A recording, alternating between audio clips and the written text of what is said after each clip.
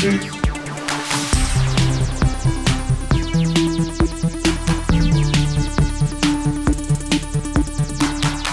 everyone, welcome to GameFace episode 258, and people, do we have a gigantic episode for you guys today. In fact, we don't want to spend a ton of time on the intro, despite the fact that we kind of need to kind of give you a blueprint of what we're doing for E3. Also, some news broke just before we got everything together for the show. We're going to discuss that very briefly here off the top of the show. The big news is that God of War has been delayed out of the year. And maybe the bigger part of that news, Matt, is that it's cross-gen. People online seem to be losing their crap over this. Are they freaking out over nothing? I mean, as the answer usually is for the internet, yes, they are freaking out over nothing. My two things on that would generally, just in general, would be, did you not like the last one? Because that was also on PS4. Exactly. And if you just give me that again with ray tracing, I'm fine. Like, that's cool. Second, I don't know what magic people think is going to be better in the next. Like, it's not like you're redesigning for the next year. You're not being held back by anything. You have a graphics slider. You have a quality slider. Like, I get like Ratchet and Clank's using the instant like load thing and stuff like that, but the load times are still going to be super fast. Like, the games that are on both don't run out of, not load properly or not use proper hardware things. Like, I think it's fine. It's fine. Any project that started that far before the PS5 hardware was finalized is going to be cross-gen. Yeah. It's not until you're looking at stuff that started probably in like late 2019, early 2020 that's really going to be, locked into only the PS5. It's kind of being angry that a PC game can run in 720p. A little bit, yeah. It's like if you're upset that you have a low graphics setting on your Witcher game or something. I guess that's the kind of the equivalent here. Like, I just don't see. I mean, you're going to see stuff that like Ratchet and Clank was built around something the new hardware lets you do. Yeah, I think that's probably part of the disappointment. Yeah, but I don't think a sequel to God of War was going to do that, unless you also wanted Kratos jumping through portals to different dimensions. I guess, which is possible, but like, I don't know. I don't think God of War really needs it. I think you're going to have plenty of, look at Horizon. Horizon doesn't look like a PS4 game to me. Like, looks fine. I'm sure a lot of those little graphical tricks won't be on the PS4 if you play it on PS4. But like, I had no problem looking at that. Yeah. I had no problem looking at Miles Morales. Like, I playing Miles Morales was like, oh, wow, this really does feel like something I could not play at this level of fidelity on the PS4. Like, it was fine. I mean, I get that like people want like some kind of justification for the system they killed themselves to get, and in some cases paid a premium to get from scalpers. But like, this is sort of what these new systems were built to do. And as much as Sony said that they believed in generations, I think we're seeing very clearly here that Microsoft had the right of it in terms of the transition here. Yeah. I mean, the other news too is that Gran Turismo 7, same boat. It's going to be a cross-gen release. I just think Sony at this point is just afraid to let go of that huge install base with the problems they've had getting also, units made. GT7 surprises me more, I think, because you'd think that like just polyphony in terms of company culture, you'd think that they'd be planning some weird physics crap that only the PS5 can handle or something. That's just how they are. Like, polyphony has never been afraid to target like the top, the early new system, the new stuff, like the things that people. They're okay appealing to a very narrow audience. Like they consider GT to be basically a boutique franchise anyway, at least internally. I don't think Sony does. I think Sony would like that to sell 15 million copies. Like it used to back in the early days. But polyphony is, I think, just considered, they're making those games almost for themselves in some ways, like for car nuts and that kind of thing. So the Gran Turismo cross-platform news actually surprises me more. Yep, I would agree with that. I'm not too bummed out by either one of them, other than the fact for me, personally, and for my fantasy team, losing God of War is a pretty big blow, but also not incredibly surprising. Right. I mean, I told you that when you drafted it. Yeah. I mean, it's impressive to me that they've been sitting on this news for months. They finally, right before E3. Jason Schreier straight up said they delayed it months ago. They only just admitted it. Yeah. But I mean, I assumed it back in January. But like this point, I mean, we're 6 months into the year and we've seen a logo. Yeah. So it was pretty It wasn't obvious. happening. Yeah. I mean, the No. truth is, one of my games, my second alternate, scored really high. So I'm Yeah. actually kind of hoping that two of my games fall out. And actually, both our teams got pretty good news this week regarding games that we're going to discuss in this week's episode. And folks, we have so many big games to talk about. It has been an amazing week in the games industry. Everything is ramping up for E3. Next week's show, which will be back on Tuesday, will be a big E3 preview, a look at any of the stuff that's happened for E3 from today until then. We'll lay out what coverage we're going to be doing. Keep in mind that E3 kicks off not this Saturday coming, but the one after. So we're about 10 days away from E3, and we'll have our solid plans for you next Tuesday, again at 1 p.m. Pacific, 4 p.m. Eastern here at twitch.tv/SiftedGames. And then we'll be doing live coverage, live reactions of all the big press conference, all the big events. Matt, we may even be back together again here in the studio for E3. Think that Amazing. It's crazy. It's pretty awesome. So Finally, back to driving an hour both ways. Well, I will say this. I still drive in this area all the time, and the traffic is still really dead in LA. It hasn't quite got back yet to what it was beforehand. So Drive to Disneyland. Well, that's it's true. back. I could see that. You're on the highways and stuff like that. I could see where it would be bad. But anyway, we're getting really excited for E3 2021. Obviously, as you guys know, it is an all-digital event again this year. But they will be putting out press conferences as usual. Nintendo announced its press event today. Matt, only 40 minutes long. Does that surprise you? I mean, that's kind of average for Nintendo. Also, like, I think we talked about how we're not sure what the hell they'd possibly be talking about. So, like, yeah, it's kind of like, okay, so we're going to get like probably 20 minutes on the new Switch, and like probably an extended gameplay trailer, Breath of the Wild to close it. Like, I think they'll open with the new Switch model and they'll close with Breath of the Wild. And in the middle would be a bunch of crap we don't care about and a new Smash character. I mean, that's probably pretty accurate. I'm a little disappointed. 40 minutes, man. No one will mention Metroid. 40 minutes for an E3 presentation, that's not much. So I mean, Nintendo doesn't usually go much over an hour, but it does feel kind of light considering how little we know. You can do a lot in 20 minutes, Kyle. Yeah. You could have shown a lot of stuff in that amount of time. I don't know. I think there'll be a Samus helmet for Animal Crossing. I think that'll be and maybe like a Metroid, like you can put like a Metroid hat. Yeah. Like you put a hat on it, just as a little Metroid on your character's head. That'll be the 35th anniversary celebration for Metroid, is Animal Crossing clothing. Yeah. And that's then they are following that up with all their usual Treehouse streams after that, where they'll actually play the games that they show in the press conference. So there's always a chance that we'll get something special in that. Nintendo's press conference is the last day of E3 in the morning. We're going to have to be here early, Kyle, for that one. So do you think that that's just because that's where they decided to do it? Or do you think they have something so cool it's worth going last? Well, I think they have new hardware, and they're the only ones that are going to have new hardware. Yeah, but it's bullshit. So it's like... It may not be, though. It's a DS Lite. We'll get into it. That's a topic in today's show. And we have 9 topics today, like 6 of which are games. We have a lot to get through. If we're a little short or shorter than you're used to with GameFace on some of the topics, just know that it is going to be a hustle to get everything in before the show ends today. So hopefully you cut us a little slack for this week. In fact, you might want to cut us a little slack for the next 2 or 3 weeks, because every show that we do for the next several weeks is just going to have so much stuff to get to in a short amount of time. So we may not dive as deep on stuff as we normally do on the show, but we want to make sure we get all the big news, all the big games out to you guys as quickly as we can and as succinctly as we can over the next few episodes of GameFace and our E3 coverage. So really excited for E3. Hope you guys are too. But before that, we have some big stuff to talk about, because all kinds of stuff is breaking right now leading up to E3. We just talked about God of War and Gran Turismo, those announcements being basically blasted out this morning, the week before E3. I'm guessing they didn't want to have to deal with all the negative sentiment during E3. They would have preferred to have people get all that anger out of their system on social media a week and a half beforehand, set expectations accordingly, and then go from there. Also this week, Sony was like, don't sweat it too much, because we're going to show you the first gameplay of Horizon Forbidden West.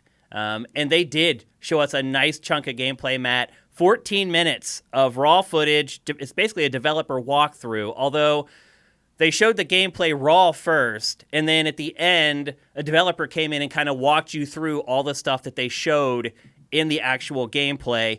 Matt, is it everything that you had kind of hoped that it would be? You're obviously a huge fan of this franchise. I mean, it's about, so am I. Right. It's about what I was hoping for. I think the character faces are way better animated. They've expanded the melee combat tremendously and like added more combos and options for the staff. And she's got she's got a lot of new tools to play with. Like that's what they really need to do is expand her repertoire basically. Mm-hmm. And they seem to have done that. The new creatures, we didn't see too many new stuff except for the mammoth. But that was cool. I can't imagine you'll be fighting a lot of those. Those seem like big moments when you would fight at least a mounted mammoth. The enemies riding the raptors was cool. Like they're taking the components they have and sort of extrapolating logically what can we do with these next. So that was fun to see. How do you feel about her face? She does look different. There was some incel uproar on Twitter. Yeah, I saw that. Where some douchebag was like, why isn't she wearing makeup? Good Lord. Because there's been no civilization for 400 years and they don't have fashion magazines. So then you fucking dipshit. Oh my gosh. Although I did like that tweet, like it had like the picture of her from the game. And next to her was like the makeup picture. And the makeup picture, she's all smiling, like she's glad to see you or whatever. And the other one, she's like, and like I was like, I think the one on the left just saw the picture on the right. But anyway, I do think that there is something to that. You're right. The faces look better, no doubt about it. But I don't care. The dialogue matches the lips. Like, you're right there, you're ahead of the first game. Yeah. Right? I don't care that she's wearing makeup or not, but the faces do look a little plasticky. Would you agree with that? A little bit. I mean, like you run into that a lot these days. As there's only a few, I'd say, developers that avoid that pitfall on a regular basis, like Naughty Dog, Insomniac. I mean, even Ghost of Tsushima had that here and there. It's just sort of the nature of the beast, especially in a game that has to pull back as far as this one does, in terms of size. But I was fine with it. I still think it's an improvement over the last one. Oh, yeah. Don't get me wrong. I'm not saying that the faces look worse or anything. Yeah. They look way better. And like Aloy does not need to be a beauty queen to me. Yeah. Like, and I don't feel that way either. I'm talking about all the faces, not just hers. Yeah. I think they look fine. Like I don't have it'd be one thing if it was more of like a Last of Us style game. It was so narrative focused and like very much in the smaller areas with the character and stuff. Mm-hmm. This is an open world game. I feel like there's always some balance there between what you can work on. Do the faces match up to the detail that's happening in the machine creatures at this point? No. Yeah. The machines look amazing. Yeah, I mean they always have, but these now you got the feathers on the raptors and like all the crazy gears and stuff moving around in the mammoth when it's running around. It's like just the heads with the jaws alone. To the fight because like I was looking at the internals of the mammoth. It's very like whoever does that stuff. I mean, I'm sure it's a team of people doing the art and the actual modeling, but like it's just like I think about going back to the old days when it's just like you'd be like, oh, this game has 1,000 polygons on screen a second, and now that's like her face, right? It's like the head of one of the creatures. It's like the mammoth's ear is probably like 1,000 polygons. It really is amazing. A lot of new details were announced when they showed this, and we're going to run through them real quickly. It's set 1,000 years into Earth's future after a global collapse. Humans are no longer the dominant species. Again, that was part of the first game. The twist here is that a rebel threat has learned how to commandeer the machines, and they are riding the machines around. And in the course of this demo, Aloy learns how to do it herself, and that's a big part of the game as well. You can sneak up to the machines. You use this little device to kind of take control of them, and then you can hop on them, and they're your mounts throughout the game. Yeah. I mean, she could do that in the first game with specific ones. You couldn't ride like the really aggressive stuff. You could make them your ally, but you couldn't like ride a gator. Right. And it looks like there's no limits to what you can ride in this one. Yep. The base of the plot is that there's a strange red light that's spreading across the land, and it's trying to strangle all life from the land. Which is presumed to be Apollo, the evil AI at the end from the first one, who was like kind of the main antagonist. There's an implication, I believe, at the end of the first one that like he isn't really destroyed. You know, like there's a little cliffhanger there.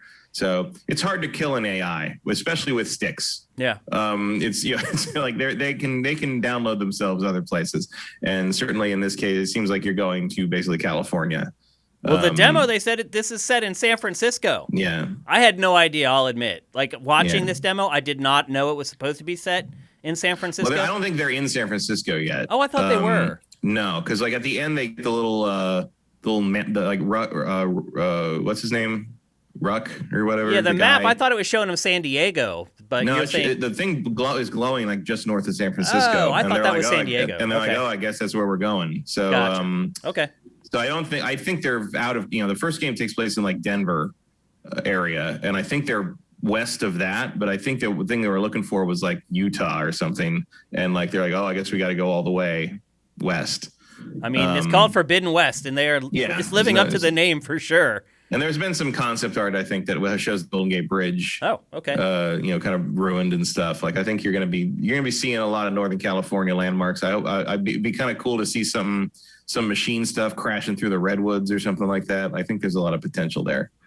I mean, it's also because I'm from there, so I like to see that area depicted in games. Yeah, of course. Yeah, I mean, I live there as well, so I'm always down with San Francisco appearing in any form in a game. What does San Francisco look like 1,000 years after a terrible Silicon Valley person ruined the world? Let's see. One of the new things is called the focus scanner. Now, I may get the terminology and some of this stuff wrong because at the end, when they had the developer talking about this stuff, no offense, but it was hard to understand what he was saying. English appeared to be a second language, and so some of the words were hard for me to figure out. I believe it's called the focus scanner. But it's a scanner. The focus is the name of the thing on her head, her little device. Right. Yeah. And it highlights hand and footholds for free climbing, and they can appear anywhere in the open world. Matt, I did not find this to be a neat feature. Like, why do you have to scan to find handholds? I think because they don't want to have to do the thing from the first game where the only places you can climb are like the notable, like the yellow ledge things. Yeah. And those look like they're still there. Like they still use yellow paint to indicate stuff you can grapple to or whatever things like. But I think they're trying. One of the frustrations, especially having replayed the first game when I got the PS5, I was like, oh yeah, this is really annoying that I can't climb like the sides of things unless I am on a designated climbing section. And I think this might be their solution to like not sticking yellow paint over everything, but letting you just like, okay, can I just climb the side of this mountain instead of like finding like the designated way up? And so you just scan and see where she can climb. You go up and then you don't have to do like the kind of, because other games I think would use like Tomb Raider would use like the climbing texture, like this texture is on something, you can climb it. I mean, I would just prefer to be able to climb anything like Assassin's Creed. Like, I seriously figured that this game would include that at this point. So yeah, I mean, we'll see how widespread that is, but I do think that this is an effort to give you more climbing freedom without painting the whole environment yellow. I honestly would rather have them just paint it because I'm going to miss stuff. Unless you're just going to scan. I know you'll do that because you love scanning in games, but I don't want to have to just run through the whole game constantly hitting the scan button to find. I don't think that's going to be what it is. I think you're going to be like, I think it's going to be more of a thing where it's like, I'd like to get up there. Like, I want to get up to where that is. So they'll make it clear that you need to get up there. And then... like something I want is up there. That my map, I'm looking for this collectible and the map indicates it's high above me and I just hit a cliff face. I'm going to scan to see if there's a way I can climb up without having to run around looking for like a designated grapple point. And maybe you'll find handhelds instead and it's going to save you a couple minutes. I think that's what that's for. Because that was one of the biggest frustrations replaying Horizon Zero Dawn in 2020. Like 3 Matt, years right later. There in this trailer, it shows the Golden Gate Bridge. You can see it back in the back. Yeah. I know you can't see the B-roll, but you can see. So this is set in San Francisco, this demo. Interesting. Okay. I had not picked up on that when I watched it the first time, or the second time for that matter. I did watch this like 3 times. Then there's the Pullcaster, which is like a grapple hook, or if you're a big Zelda fan, the hook shot, which helps you traverse more quickly. That seemed to work well. Obviously, we haven't had it in our hands yet to know how it feels. She needed more traversal options, so that was Agreed. Good to see. Yep. And then there's another thing called, and I think I got this right, the Shoot Wing Glider. That was one of the words I couldn't quite understand when he said it. I listened to it 3 times. And it just seems like every open world game now has to have a glider. We just got it in Biomutant. Now we're getting it here in Horizon Forbidden West. It's an easy way to get down from high areas. It makes sense. Just it's one of those little things in Breath of the Wild that I didn't pay much attention to that I'm kind of surprised in hindsight that has been duplicated. But it is an easy way to get around, and it's fun and exhilarating. So I get why it's appearing in a lot more games now. Yeah, it was Shield Glider seems to be the name of it. Oh, okay. Yeah, I had Shoot Wing Glider for some reason. It's interesting. Like I saw some. I can't remember who it was, but somebody said like it's funny how like the biggest influence of Breath of the Wild hasn't really been gameplay systems or breakable weapons or like the world or anything. It's been gliders. It's been hang gliders. Like everyone's got a hang glider now. Yeah, it's interesting. And then the diving mask, which we saw in the very first trailer for the game, that's a huge upgrade because once you have it, you can go underwater indefinitely. Now, one thing I will say, go ahead. I did have a little twinge where she's hiding in the reeds underwater from the crocodile thing. I'm like, oh, that could get annoying. Like there's underwater stuff. I'm always a little on because I just like had visions of like hiding in the seaweed and her accidentally drifting forward because she's underwater. Like you push a little this way or that way, and like her foot leaves the designated hide section, and they see you, and all of a sudden a fight starts, and you're screwed.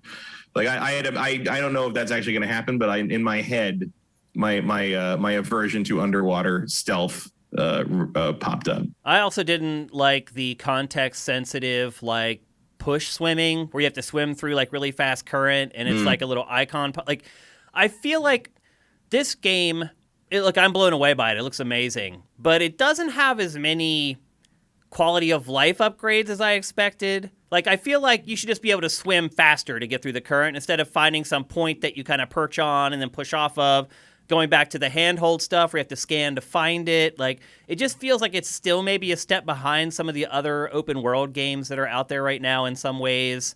And in those ways, I've been disappointed, but in other ways, I've been blown away. But also giving you like mechanics that you have to use to traverse things like that makes it more interesting and involves you more than just being like, just click the left stick and you'll swim through that part. It's not actually hard, That is a different perspective for sure. I think that's what they're trying to do. We'll see if it's actually successful. But I appreciate the idea. I didn't think it worked very well in Biomutant, where like you'd just randomly hit a part of the lake where it was like, oh, you need a better motor to go in this part of the goo for some reason. We don't know why. Just go around. I'll just go around and I'll park over here instead, I guess. There's kind of contrivances in games that I would hope a game like this would kind of do away with, but they may find some cool way to use it or utilize it that we're just not seeing yet. I mean, I can definitely see like what they did in the demo is pretty simple, but I could definitely see a section where like, okay, you got to boost off the thing here, and before the current carries you too far away, you got to do the rope shot to another thing and pull yourself in, and then you got to like move this way over here. Like you could do like a kind of a cool like traversal combo thing with it. Like once people get used to the mechanics of it, like I think that might be where they're going with it. Yep. There's also, and I couldn't understand this word either, Valasurges. You use those to upgrade like your weapons. They're like buffs that you can attach to your weapons. Right. I don't know if that term is right, but it's what I understood. I didn't understand what he called that either. Yeah. But anyway, you have buffs for your weapons, and then there's a weapon wheel to select your weapons from. There's a slingshot that you get that has adhesive grenades. That looked really freaking cool when she uses it on the boss and he gets all like gummed up, and it gives you time to kind of get away and escape. Just the visuals for that, for the adhesive grenades were really freaking cool. I mean, this game is just gorgeous. I mean, just like the boss fight at the end of the demo, all this is crazy stuff is happening. You have this insanely detailed creature, and look at the waves crashing onto the beach while all this is going on. Also notice, I don't know if you notice this, but like watch the sand when everybody walks around. Like it literally looks real. And when the mammoth, like the footsteps and its attacks and stuff, like deform the sand. It's got some next level stuff going on, which just makes some of the other stuff stand out maybe a little bit more than it normally would have. And there's a launcher that fires exploding spikes. They showed smoke bombs. The one cool thing I thought was how you can blast weapons off of the machines and then pick them up and use them. Yeah, you could do that in the first one. Yeah, I guess you're right. You could. Yeah. That was my primary way of defeating the T-Rex thing. Yeah. Was just blow those disc launchers off the side and then. Yeah. And then the workbench for upgrading your weapons. No surprise there. What's your overarching opinion on this now that we've seen a big chunk of gameplay? Are you as excited for it as you were before? Yeah. Me too. I feel like they're on the right track. And I mean, it's kind of what I thought it would be, but like, that's good. You know, we've been disappointed before. Yeah. Not too many surprises. No, I mean, I'm glad they're not totally reinventing the wheel. They're adding more melee stuff she can do. There's more, because the first game really was just sort of like 2-3 hit combos. Yeah. There wasn't much more. You could hit hard, you could hit light, and that was about it. And this has a lot more to it, especially fighting humanoid enemies. It seems like she's got a lot more options, which was, again, replaying it last year was interesting. Because like you say, there's a bunch of stuff in it that feels ahead of its time or felt ahead of its time and still works. Mm-hmm. And there's a bunch of elements that like feel like they've been surpassed by other games. And just it's a weird mix. I still love it. I still love the original game, but it's a weird rubbing up against like between like really cool, like forward thinking ideas and like kind of clunky old thinking ideas. Mm-hmm. And like this feels like it's refining the newer stuff into something different and kind of paring away the clunky stuff and finding new ways to accomplish what those were doing. Yeah. So I think that's exactly what you need to do in a AAA sequel that is probably not going to be able to reinvent the wheel because you're trying to sell the same game again, more or less, to people who like the first one, but just, a little better. It feels like they're doing the right thing here. It looks great. And really I'm interested to see what horrible things happen in California to cause the apocalypse this time. Yeah, I would say I feel about the same as I did after watching the debut trailer. I'm not more excited for it, not less excited for it. I feel put at ease, I guess. Yeah, would be the way to say it. They didn't show much of like the hunting and trapping stuff. I'm wondering if they've decided to cut some of that stuff, or I don't know. I mean, they could show it later, but they could show it later. That could be their E3 thing. Yeah. I feel like you could use the one thing I think I'd be interested to see is, when I played the game, I'm a fairly aggressive player in general, but like I didn't use the traps. I didn't use the trip caster. I didn't use the rope caster. I didn't use any of that stuff. Except in very extreme situations. I mostly just pulled my strongest arrows out. What I usually would do is I would ambush something. I'd hit it with the whatever the strip arrow was, the thing that blew up to knock parts off them. Yeah. To try and take out their best weapon, and then I'd switch to the hard arrows to like knock off the rest of the parts, and then just hit them in the face until they died. Yeah, like, I think a lot of players are like you, Matt. I don't think a lot of people did use the trapping stuff, and I only used it for fun. I didn't use it out of necessity. I used it because it was just cool and like it up. Yeah, it was a fun way to try to mess around with the enemies and the ecology in the game. Yeah, but I did use all that stuff more in the Frozen Wilds DLC because the enemies in that were way harder. I thought I played that first time I played through the game. I must have played them like 80 or 90 hours, and like. When the Frozen Wilds DLC came out, I started to play that, and I was max level. I had everything. I had done everything. It was literally the only thing left to do on the map was the new DLC, and I died a few times. I guess the first time I must have died in that game in like 40 hours. Like it was. Oh, these guys, they made some stuff that's designed to like take you out and know what you're dealing with as a maxed out character. So if they can kind of find a way to make me feel like I have to use all my tools to get through, like I'm like, okay, I'm up against this kind of creature. That means I should bust out the tripcaster and figure out this thing. Like I would like to see a little less catering to the way I play, I guess would be how I'd see, like don't let me just brute force your way through it. Yeah. Like make me think about it would be my request. And like, I guess there's some of that in like when you play in like, extreme difficulty. But like most people aren't going to do that. Yeah. And I only did to get the achievement, to get the trophy. And even then, I didn't feel like I was really having to do a lot of fancy stuff. Yeah. I would like to see some of these, even maybe be, a thing where like because usually there's a way to get at the underbelly or something. Like I'd love to see a thing where it's like the only way to hit this thing's weak spot at first is to trip it up. Yeah.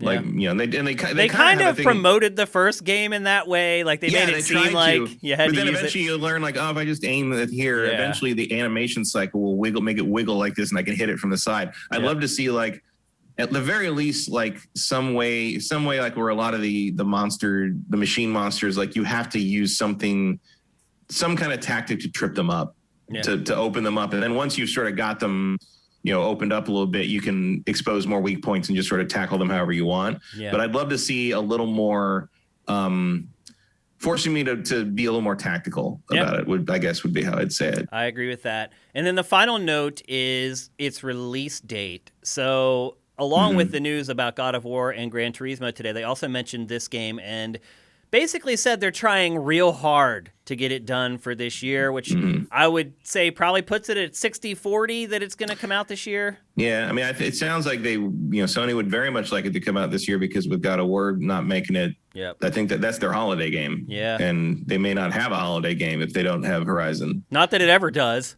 Yeah. Sony is like abandoned the holidays for some reason. It's pretty bizarre. Yeah, so because clearly if they have to delay it, they will, because they're not afraid to go into a holiday season without a big first party game. Yeah. Obviously, I'd like to play it sooner. I would like my fantasy team to not get another 0. Yeah. But like if they need to do that to make the game better and to not crunch the employees, do it, push it.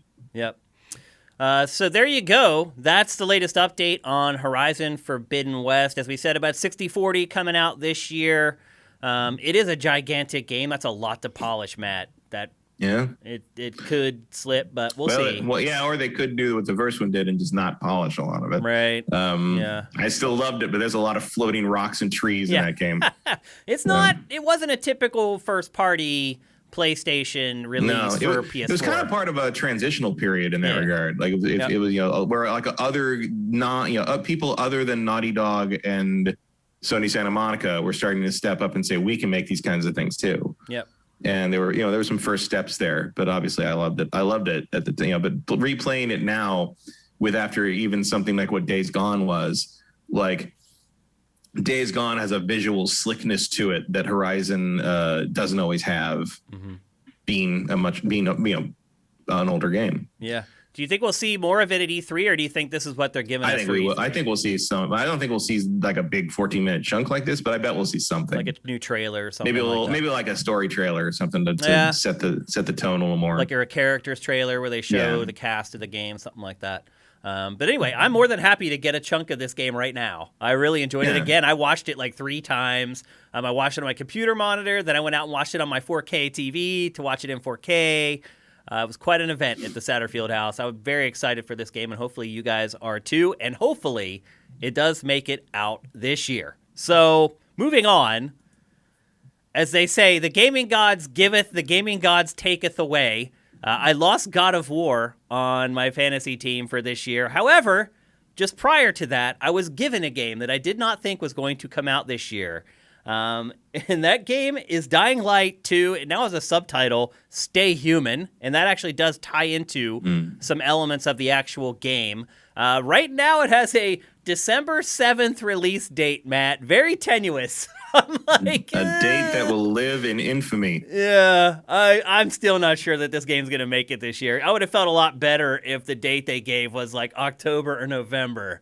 When it's the 7th of December, you've literally got like a 3-week window to make it happen. So I'm not counting my chickens just yet that this game is actually going to make it. I'm sure they are in earnest trying to make that date, but it is worth noting that a release date after Black Friday means you're not losing a whole lot if you push to next year. Yeah, it's true. I know it all too well, man. So we'll see if it actually makes it out this year. But I'll say this. I am glad that now everybody else is kind of starting to see what I saw way back at E3 2019 that like blew my doors off. Finally, what they showed this week is what I've been talking about and trying to explain for now the last 2 years, which just blows my mind. You're finally starting to see what this game is and some of the features of this game that had only really been mentioned beforehand because they put out a trailer at E3 2019, but it didn't show a lot of the stuff that they actually showed in the private demos that they were giving for the game that I was lucky enough to check out. But now we have a really good idea of what's going on in this game. First of all, there's a parachute. Yes. That makes a big difference for this game, man, because even the first game, it had a lot of verticality, but it was always awkward getting back down to the ground in that game. It's such a simple addition, but if you played the first Dying Light, you know how much of a difference it's going to make when you're actually playing. And this team is even more needed because the buildings in this are so tall, much taller. Yeah. Like the city in this seems a much more built up environment. Yep, way more vertical for sure. You play as Aiden Caldwell. He's another video game character trying to untangle his messy past. Generic name. Trying to untangle his tangled past. It's set in what they're calling the last bastion of mankind, or AKA the modern Dark Ages, is what they're calling it. It's like 15 years after the first game, I think. Yep, and apparently we did not succeed at the end of that game. Yep, 15 years after the apocalypse. It's a brand new human civilization, but there are a bunch of different factions that make up the new Civ. Let's see, you join up with a group called the Night Runners. They're veteran apocalypse survivors. And then there are 3 different competing factions in the city. There are the survivors, which are like farmers. They're like the people who are growing all the vegetables and the fruits and basically being peaceful as much as they can. Yeah. But they're also fortifiers. Yep, that's right. Then there are the peacekeepers. They're typically like former soldiers from the real world, and their mantra is law and order. And then the final faction is called the Renegades, and they're made up of they're comprised of ex-prisoners. So I guess when all hell broke loose, the prisoners got out and they all formed their own group. And then there are also random renegades out in the streets that you have to deal with. And then, like the last game, at nighttime, the rules change. But in this game, they're a lot more drastic. You can see right now in the B-roll that UV lights are a big part of the game. You have to create bases with UV lighting. That will keep the zombies out, because the zombies in this game really only go out at night. During the daytime, you're mostly dealing with the other factions. And then at night, it's the zombies. And so at nighttime, you need to carry like a personal UV light with you. And there's actually a little bit of like Alan Wake in this game. Did you notice that, Matt? Where like you're shining the light on the zombies and they kind of repel away, and it gives you a chance to kind of get away from them. But then also, that was in the first game, but not nearly as pronounced. Like now the bases have these huge UV lights to keep them out. Like shining the UV light on them could make them kind of slow down, but like in this, it looks like it really makes them recoil from you. Yep. Like more visibly. Yep. And so that's a huge part of the game, not just with you personally, but also with the various bases. Some of the bases have gigantic UV lights to keep the zombies out. That was always fun in the first one, like luring them towards like near a base or a safe house and like turning all the UV lights on, kicking them into the spikes and stuff. Like, I did actually load that up a couple weeks ago when it joined the Xbox, frame rate boost club. And so I actually reinstalled that and played it for a while. I guess it's still fun. Like I will say, like I bounced off that game the first time and I tried to replay it. I tried to play it again like a couple months later, and I played long enough to get the grappling hook, and then it all clicked. It does change. I do not like the parkour in the first one. I thought it was clunky and it hard is a little to wrangle. awkward, but once you add that grappling hook, like it all comes together properly. I played that game for like 80 hours, and I don't even know why. It's I huge. didn't even finish it. It's a huge game, and it just keeps going. I really enjoyed it. And the grappling, really, I feel like if you'd given me the grappling hook earlier, it would have been a much less tough sell to most people. Yep, it's a huge game, and I think one thing they show with the first game is that they're going to support this game for a long time. Oh, yeah. They are still putting out DLC for the first game. How many years ago was that? Like 5 years ago now? It's crazy. Dying Light? Yeah, at least 5 years ago. So, I mean, if you know that if they're still supporting that game, this one's going to be supported for a long time as well, which when you're going to make a purchase decision, that's a huge bonus for sure. And then, again, like the first game, at nighttime, the zombies leave their nests. And that's actually your opportunity to go into their nests and pillage. Dying Light is 6.5 years old. Wow. That's amazing. January 2015. It's amazing the support that they've given that game for this long. Yeah. But that's a big part of the first game, too, is going into the nests after the zombies go out at night. And obviously it's still dangerous because there's always a few stragglers in there. And it's dangerous getting into them a lot of times because sometimes the zombies may have just left. But you go in there, that's where you get the best loot in the game. So there's a risk-reward quotient, and that's coming back for the next game as well. But And you Parkour seem to inject yourself with something. I assume that's going to give you some kind of superpowers or something. Well, you can turn in this game. So stay human. That the subtitle, that's what it ties into. Maybe it's anti-zombie meds. That's exactly what it is. So you can turn in this game and you can become a zombie. Now, they haven't really told you, and they didn't tell us in the demo at E3 in 2019 either what happens once you do, but you can turn into a zombie in this game. As of right now, it's a mystery what you can or can't do once you do that. But they do show some kind of drug that you can give yourself to keep yourself from turning in this footage that they just released. There's also a rope that you can use. It's kind of like a grapple hook that you can lasso zombies and pull them in for attacks. The parkour, I think, looks better, to be honest with you. It does. I haven't played it, but it looks better from what was in the first game, which to me is a big deal because I was not a huge fan of it. But like you said, once you get the grapple, it does kind of change things a lot. And then one thing that they did show us back in 2019 was the fact that the story branches out and goes in different directions. And that was what really made a lasting impression on me, because the demo that they showed for that, like, it was convincing. It wasn't just like, oh, here's one little element of a conversation that changes. It literally completely changed the entire plot. And they told us at the time, like, most people will probably want to play this 3 times because the playthroughs are so drastically different that it's worth to do that. We'll see if that's actually ends up being the case. But they did focus on this element of the game a lot in this presentation. And a lot of the branching paths and the things that happen or don't happen, it's all tied into how you interact with those 3 factions that we talked about when we first started discussing this. And then the final note is Matt had astutely noticed you can turn into a zombie, and that kind of changes everything. So the goal is to stay human in this game, along with all the other people who are trying to stay human. Matt, are you more excited or less excited for this now that you've seen this new chunk of preview footage and gameplay? I mean, I would probably say more, in part because, at least we know they're still working on it. This game has been a long time coming. It has been. And I still don't feel fully convinced by the whole, it changes everything thing so much as it feels like you're just picking one branch out of 3. I'll be interested to see how it handles like mixing and matching.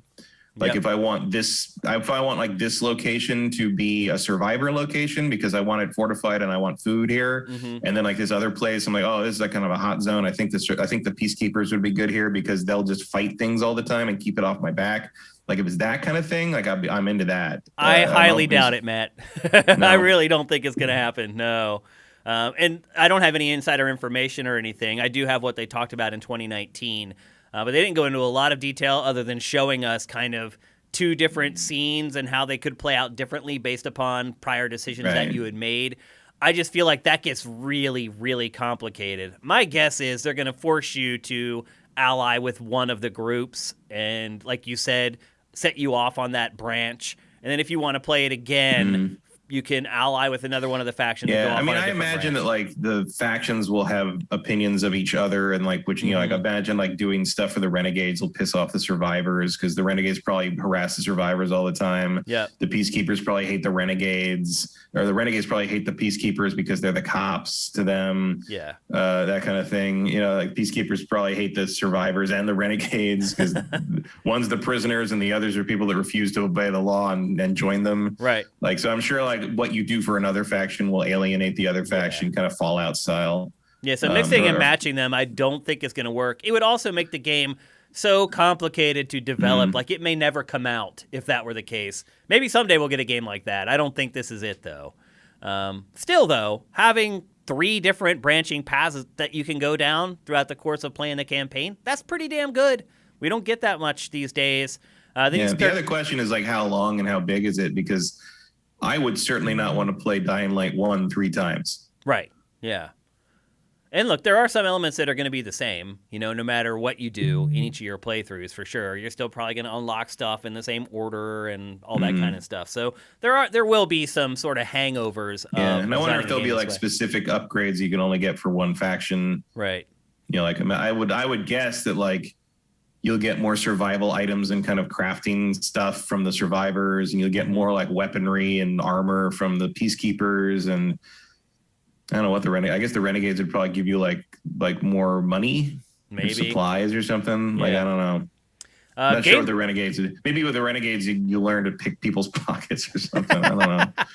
Game is looking good. I wouldn't say great. Yeah. It doesn't particularly look like a next-gen game to me, but it doesn't look like it's from last gen either. It's another one of those fence sitters. I think it'll just have visual bells and whistles on the new systems and new cards. Yeah. And it'll be fine. Yeah. But it looks good enough, is what I was getting at. It's not like I look at it looks and I'm like, better than the last one. It That's does. all I really ask. Absolutely. Without a doubt. So, yeah, let's see. The release date for that is the 7th, as we said. So that's not coming out till the end of the year if it does come out at all. I am nervous about it making it out this year. We'll see. It's going to be a hard one to sneak into the Game of the Year conversation. We can do it. It won't happen with like a lot of the other awards. Yeah, like Game Awards and stuff, that won't be in there. Yeah, but we'll be able to include it, which is nice. It's nice to be able to just do things the way you want to do them. We're going to have to make sure we pick different factions. Yeah, when we play through it, for sure. Yeah, we'll do that to make sure we have a well-rounded discussion. I wouldn't be surprised either if a demo for this game comes out here in the next couple months and we get a chance to sample it beforehand.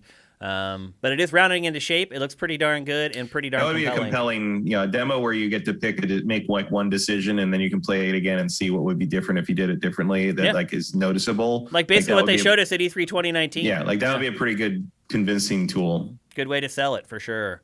So anyway, that's Dying Light 2. It's coming to everything but Switch. I think it's even coming to Stadia. I think it was announced for Stadia. So, again, December 7th, 2021 may or may not make it out this year. All right, we've been complaining here and there about publishers not celebrating anniversaries like they should. In fact, the newest episode of Pactor Factor, or one of the newest episodes of Pactor Factor, is all about Metroid and how Nintendo has basically forsaken Metroid. That episode just went up on YouTube and has a lot of interesting comments from people, most of which seem to just go back to the idea that Metroid doesn't sell as well as the other IP, and that's why Nintendo doesn't give a crap about it and just kind of treats it like a like a second-class citizen in a lot of ways when compared to its other IP. We're still waiting on any sort of celebration for Metroid for its 35th anniversary, which is happening right now. But it's still kind of funny how like Nintendo can be that mercenary about stuff like that, but if the other companies get called out for not making things that people want sequels to, even though they didn't sell well, it's like that's not too far off EA's theory of business right there. Like, I mean, Metroid still sells like several million copies. It just doesn't sell, Zelda, Mario, Splatoon numbers. And I mean, few franchises do. Let's just be honest about it. And I had a discussion with someone on Twitter about this. And he was saying, if you put together Metroid Prime's sales combined across all three games, they're like 8 or 9 million sold between the three games. But you also have to keep in mind that the first two games were on GameCube that only ever got to 20 million installed base. Think about that. 20 million. The first Metroid Prime 1, I think, sold for like its first holiday season of like 600,000 copies, and that was really good for the game. It was huge penetration for the installed base, for sure. Yeah. And then Metroid Prime 3 came out for Wii, but it came out in the first year of the Wii's life cycle. So I'm guessing that installed base was also around 25 or 30, if I remember correctly, in the first year. And the Wii had a real attach rate problem. Yeah. And hardly any game sold well on Wii. At one point, they had 110 million Wiis out there, I think, when Mario Galaxy came out. Mario Galaxy only sold 10 million copies. Yeah. And then Metroid is targeted at a somewhat older audience from typical Nintendo fans.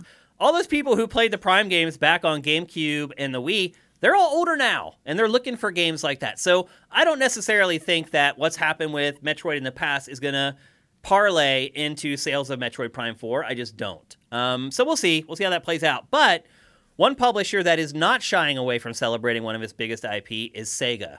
And what is it, the 35th for Sonic? Is that what the anniversary is, Matt? No, I think it's 91. 91, so it would be 30th. 30th. So it's the 30th anniversary of Sonic the Hedgehog. Sega's doing it right. Unlike a lot of other publishers, this week, Sega announced 3 new projects related to Sonic that are, 2 of them are coming out this year.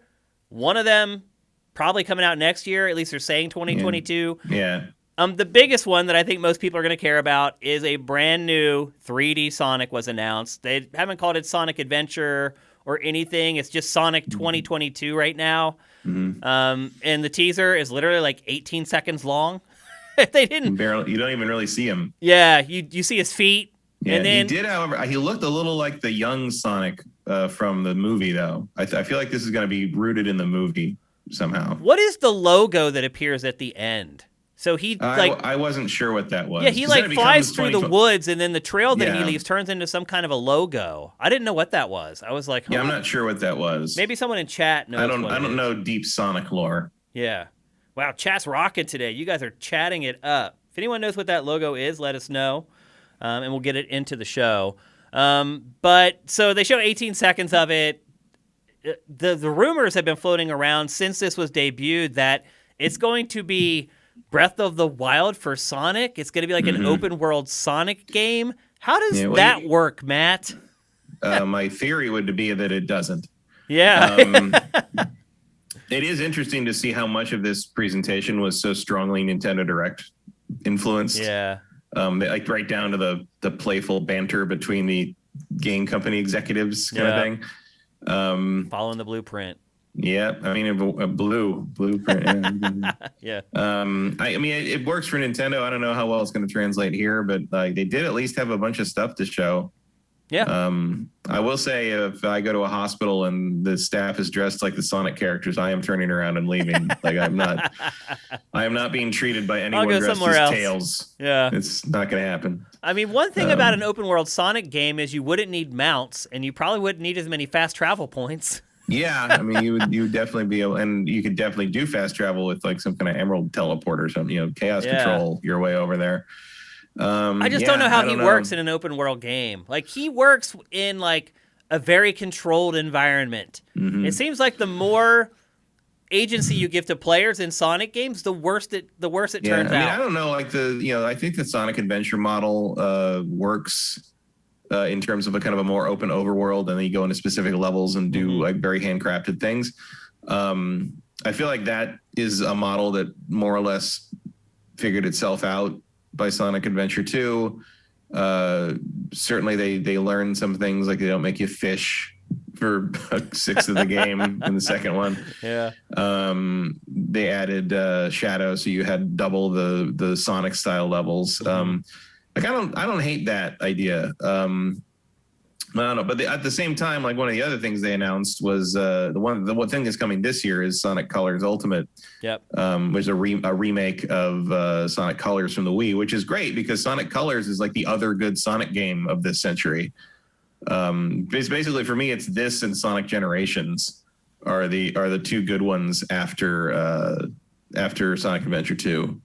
So this I was glad to see that them going back to Sonic Colors. I don't think I'll probably watch the animated series. Yeah, Sonic Colors is really the last decent 3D Sonic game. Yeah. So they chose the right one to remaster. They're not really remaking it, are they? They're just remastering it, right? There's new stuff in it, so is there's there? kind of a little. It seems like kind of. I couldn't tell really one way or the other how much like had been remade from the ground up, or if it was just like upped in quality. But I'm sure we'll find out more later. But they're doing it up. It definitely doesn't look like a Wii game anymore. No, yeah, it appears that they've done a really good job with the work that they've done. Like my guess is that they did have to kind of remake it from the ground up because I feel like you can only up-res so much. Yeah, So they may have had to rebuild everything. Yeah, they must have had to at least rebuild the character models. And they chose the right game to do it. So yeah, Sonic Colors is great. Yep, they chose wisely there. And then the final announcement was Sonic Origins Collection, which the rumors have been banging around for a while. People have been chatting about that for a couple months. Yep, and that includes Sonic 1, 2, 3, and Knuckles plus Sonic CD. That's pretty awesome. Oh, she also mentioned the Sonic Colors remake remaster launches on September 7th. So September not long to wait for that. That's coming out this year. And then one kind of big note just across the board is that the original voice actor for Sonic is coming back. Out of nowhere, that seemed to be announced. He announced that on his Twitter a few days ago, I think. Yeah. Just before all this stuff was announced. Yeah, he gave credit to the fans mostly. So I think maybe Sega was deciding to go a different direction, and the fan outcry was big enough that they decided to go back to Roger Craig Smith. Yeah. Not that Sonic says a whole lot, but now that he's in movies, he kind of has to, I guess. I mean, he does say a fair amount in like he did stuff in animation and everything. Like it wasn't a coincidence that his section of the presentation was to talk about the Sonic Colors animated spinoff. Yeah, because he's obviously doing a lot more work in that than in the game. Yep. Which is good. I mean, I don't really have a lot of opinions about Sonic's voice, but he seems to be fine at it. It seems to me the film has revived Sega's perspective on Sonic. And I'll say this. I think so. The film, also, all my nephews now love Sonic. All of them. Like, for this last Christmas, I got 2 of my nephews Sonic nightlights that are really freaking cool. I almost wish I had one. Yeah, I mean, and we got the next one's coming next year, I think. Yeah. Which is why I think that Origins collection is next year. Okay. I don't think they did announce a release date for that, honestly. They said next year. Oh, but they didn't say anything more specific. I missed that somehow. Okay. But they did say it's next year. And I'm like, why would you need to wait till next year to release a collection of 5 ancient games? They're like, oh, because you want to put it alongside the movie. Well, I think that might be the plan for the new 3D Sonic game. I think that's all wrapped up in that, yeah. Should say this too, like some rumblings on the internet are that the early testing for the open world Sonic Adventure game was not good, that most of the people who played it were like, this is not a good game. So we'll see. I still struggle to see how you make Sonic in an open world work, because all I can think about is how hard it has traditionally been to control him when you need to be precise. It's fine when you just point him in a direction and you just tell him to run. When you're trying to, like, stop, turn around, jump on a very small any of that kind of stuff with Sonic is very hard. Yeah. Or even just maneuver around. Like, how annoying was it in, like, the Sonic Adventure games? You'd be running along a thing, and then you just, like, whack into an NPC, and just, like, you come to a complete stop and have to start over again. Like, it wasn't enjoyable. It felt like it was still searching to find out what it needed to be, and they never quite got there. This feels like a game that's tracking to get an announcement next year that, you know what, we've just started it all over again, and now it's coming in 2024. Like, I mean, we should have learned our lesson about naming Sonic games after the year they're supposed to come out in. Yes, after the 2006 debacle. Yeah, since 16 years later, you're gonna do that again. I think they'll call this Sonic Adventure 3, though. Yeah, they'll call it something else. I mean, so you know that it's a 3D game, and you can't do the OC. I don't think they'll call it Sonic Adventure 3D or 3, but I think they'll call it something else. They're not gonna, not like the 2006 one. They just call it Sonic the Hedgehog, like they were starting the franchise over. Yeah. I think it'll be something else. I don't know what. Talk about kicking things off on the wrong foot. That reboot. Whee! Yeah, that is. I mean, obviously that is one of the greatest missteps in the history of high-profile video game production. But like, and yet there's someone who gave it like a perfect score. Oh, Halverson. Oh yeah. Halverson in Play Magazine gave it a 9.5 out of 10. Yeah. And then like a month later, he issued like a retraction thing where he's like, oh, some of the stuff they said they were going to fix, they didn't fix, so I'm going to drop that to an 8.5. And I'm like, okay. Still not in the realm of reason, but okay. I had a very high tolerance for Sonic bullshit back when that came out, and I could not get through more than an hour or so of it. Like, I had to sit through like a 10-second loading screen for the next line of text dialogue from NPC. It was just like a constant, inexplicable rush of nonsense. It was amazing. Yep. So anyway, those are the updates from Sonic's 30th anniversary. At least they're getting something out this year to celebrate, but the other 2 games are actually not coming out during the anniversary. Yeah, I mean, the main thing is like you get a bunch of add-ons for the Tokyo 2020 game. Yeah, that's right. Yeah, there's like a Sonic Hospital, costume. And there's a bunch of stuff for the mobile game and the Apple Arcade games Apple Arcade's getting some of the older, like the Sonic Racing stuff. And was it Last Judgment is going to have Sonic the Fighters in it as a playable arcade game, which is okay. Yeah, but at least they're doing something, Matt. Yeah, they're acknowledging it. They did a thing about it. Like, and there's lots of products coming around Sonic.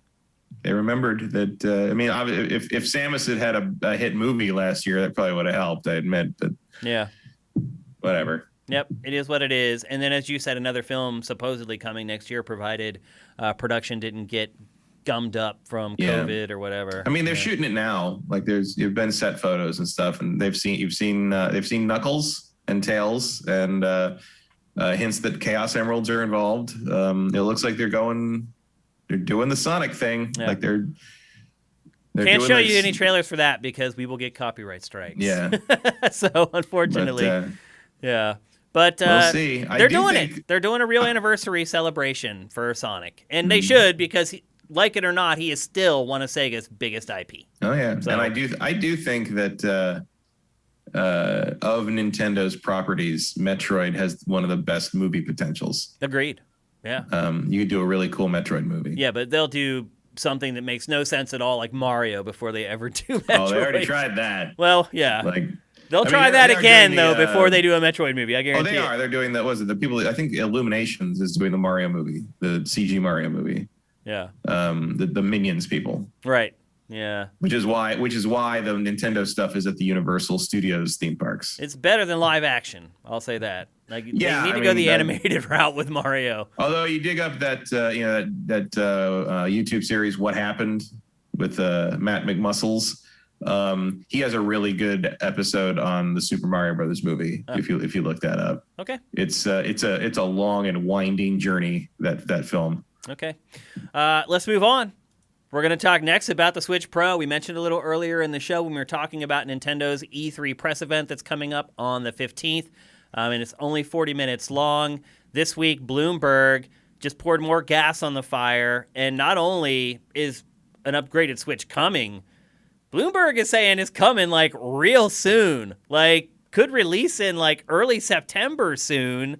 There are some rumblings that it may actually be shown before E3, like on Friday. They may do like a separate event just for the upgraded Switch model. You think that's going to happen, or do you think they save that for their big E3 Direct, Matt?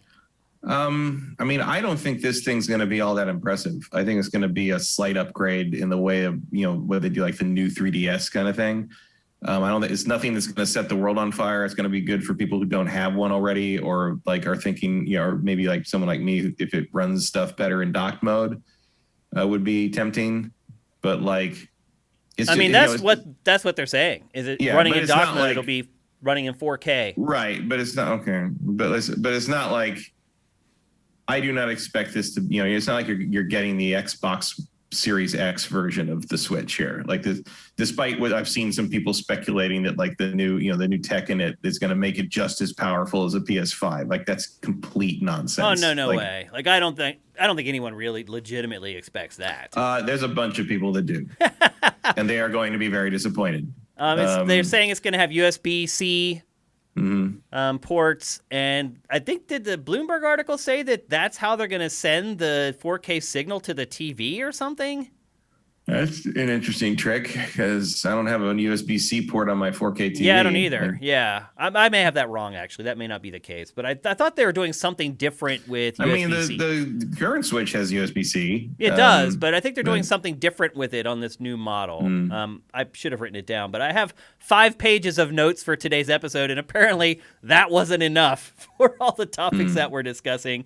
Matt, I do think it will be a big difference. I think Nintendo may struggle to show what that big difference is, unless it's prepared to do some kind of comparison. Because if your big thing is like, well, look, here's Super Mario Odyssey running on the old Switch. Now here it is on the new Switch. It's the same game, but running in 4K. That kind of stuff doesn't sell in YouTube videos. Like it just that's a hard pitch on a stream. Yeah, sure, and just by the nature of the tech. Yeah, it's got to be something more than just all those games you were playing in 1080p. Now you can play them in 4K, because they're not going to go back and retouch the games. God knows how long they've been developing with this new model in mind. Microsoft did. Yeah, it did. And PlayStation has. But do you think Nintendo will do that? I do not.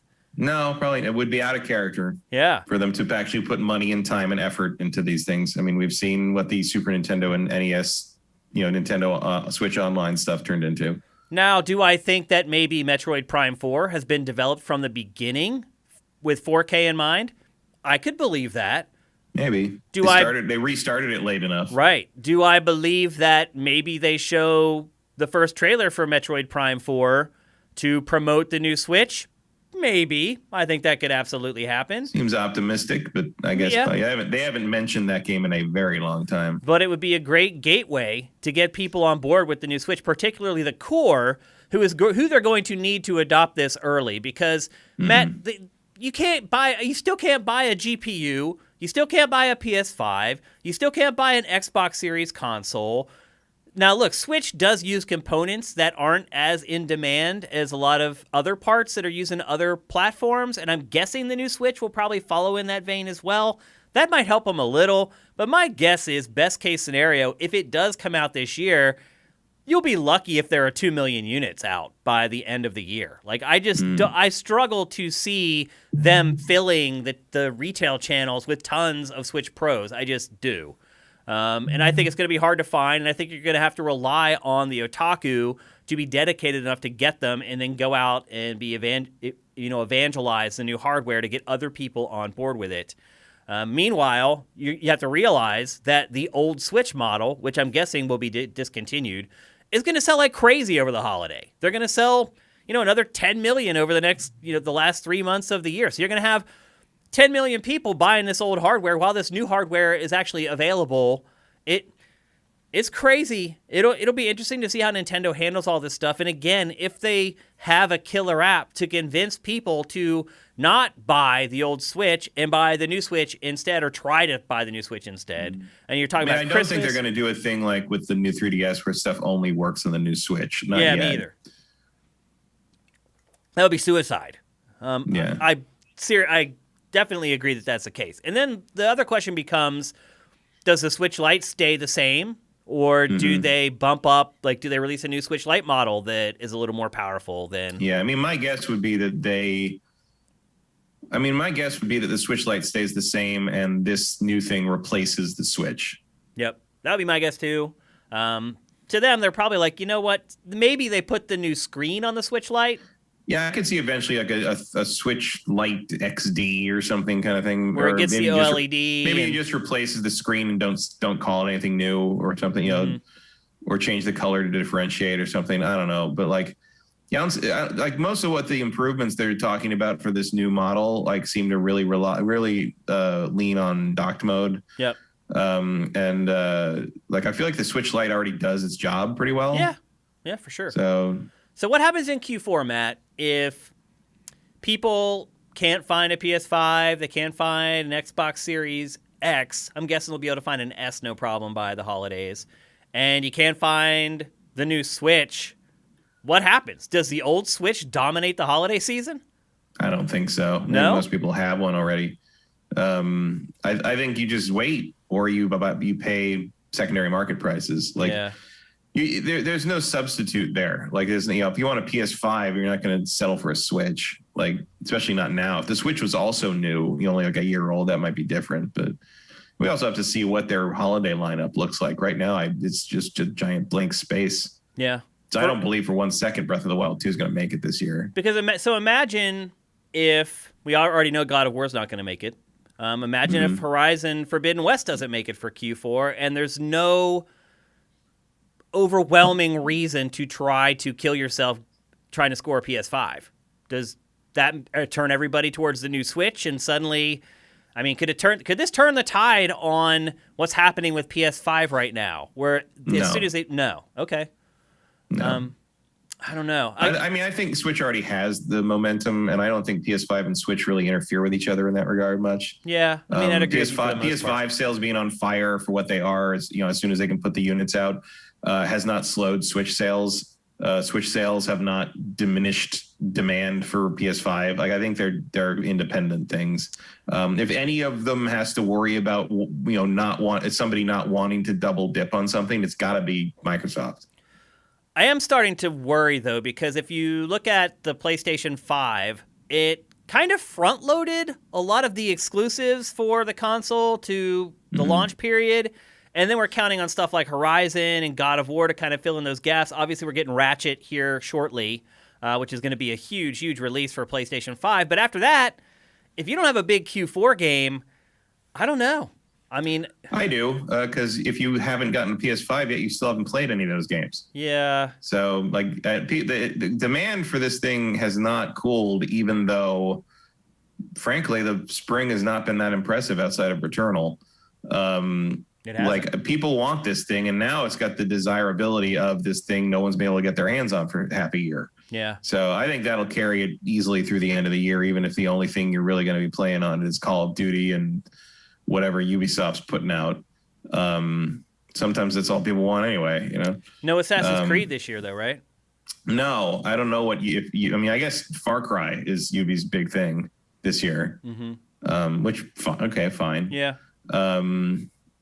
It doesn't sell as well as Assassin's Creed, though. No, it's no Assassin's Creed, but it's it'll do. And it's got some star power this time with Giancarlo Esposito in it and stuff. Yep. But those are really the only two big titles we know are going to make it this year. Really, is that and whatever Call of Duty ends up being. Yep. If there's another one, I can't think of it. I can't either. Obviously, we hope Horizon makes it. We hope Dying Light 2 makes it. Yeah. But there could be stuff we don't know about. Nintendo, I don't think Breath of the Wild 2 will make it, but it's absolutely no reason, they wouldn't have some other stuff up their sleeve that we don't know about yet. Yeah. I just think it could get interesting. The Mario Odyssey team to have something to show, and that could be that Donkey Kong game. Yep. Absolutely. I think it could get interesting, though, because now you're going to have 3 platforms vying for people to buy them. They're also saying that the new Switch is going to be more expensive, at least $400.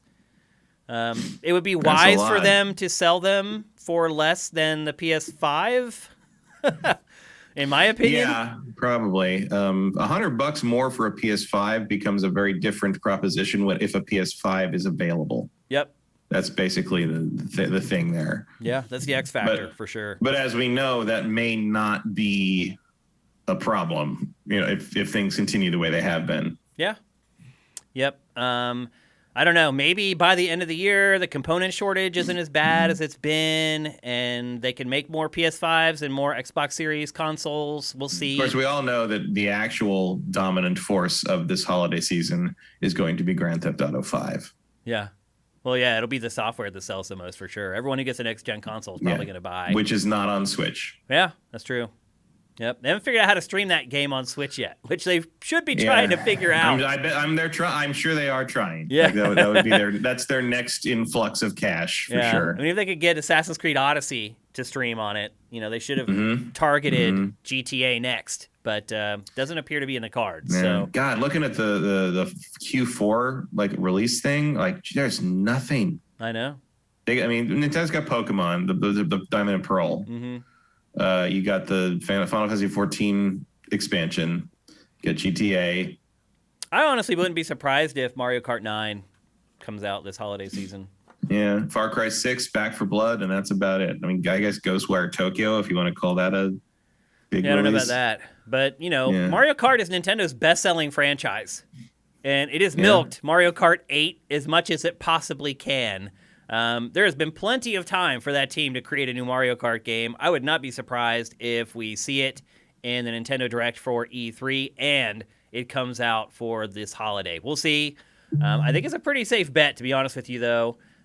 There's just too much money sitting on the table with that franchise for Nintendo to just keep neglecting it. And granted, Mario Kart 8 does keep on selling, but imagine all the people who've already bought Mario Kart 8 will also buy Mario Kart 9 in addition to all the people who are buying Switch getting a new Switch. That would be a pretty solid hype builder to launch alongside the new Switch. Yep. Yeah, imagine that. Imagine if it's 4K as well, which could very well be the case. So, interesting stuff, and we're going to see how it all plays out in just 12 days. It's very exciting to know that all this news is going to be coming or really sooner soon. If the rumors are to be believed. It's true. Yep. So anyway, that's the latest updates, again, from Bloomberg. Thanks, Bloomberg, for providing yet another topic that we can discuss on GameFace. But the reason we bring that up, other than giving credit to the original person who reported on the story, is is that Bloomberg is very reliable. So when you hear stuff from them, it's a lot different than hey, here's this guy who predicted something 3 years ago on Twitter, and now he's saying something else. This is Bloomberg. And their reporting is reliable, and so don't be surprised if even maybe on Friday we get a direct or something like that, or they work with an outlet partner to show off the new Switch hardware. Digital Foundry seems to be getting in on that stuff now. They did a bunch of stuff for Xbox Series exclusively, so I wouldn't be surprised if maybe some publication gets in and does something like that with Nintendo. We'll see. But I think worst case scenario, on the 15th of June, we will know what's going on with the upgraded Switch. So not much longer to wait. Next up, We're going to talk about Earth Defense Force. I know before I came in today, I thought we had never really talked about Earth Defense Force on GameFace. But we have. Not this one. Not this one. But other ones. But other ones, because I found the B-roll sitting on the hard drive, and I was like, I guess we did discuss this in the past. Definitely talked about 5, I think. Yep. What was that called? Like Iron Rain? No, we talked about Iron Rain. Yeah, that's the one that we talked about. The Western developed one. Yep. Well, the new one is called Earth Defense Force World Brothers, and it is developed by Ukes. Remember Ukes? Oh, yeah. They used to make the this WWE one, I want to say game. this one's kind of old. What is old? It's just finally coming here. World Brothers is old? World Brothers. I thought it was like a couple years ago that it came out in Japan. No. No, it's a new game. It may have come out a little bit earlier in Japan, but it hasn't been out for like years. It's like a cute one, right? Yeah, well, it's like voxels and...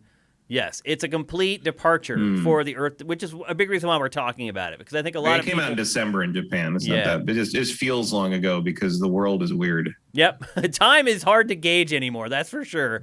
I agree with that. This is a huge departure for the Earth Defense Force franchise. You guys are probably familiar with it. It is an endless bug blasting game.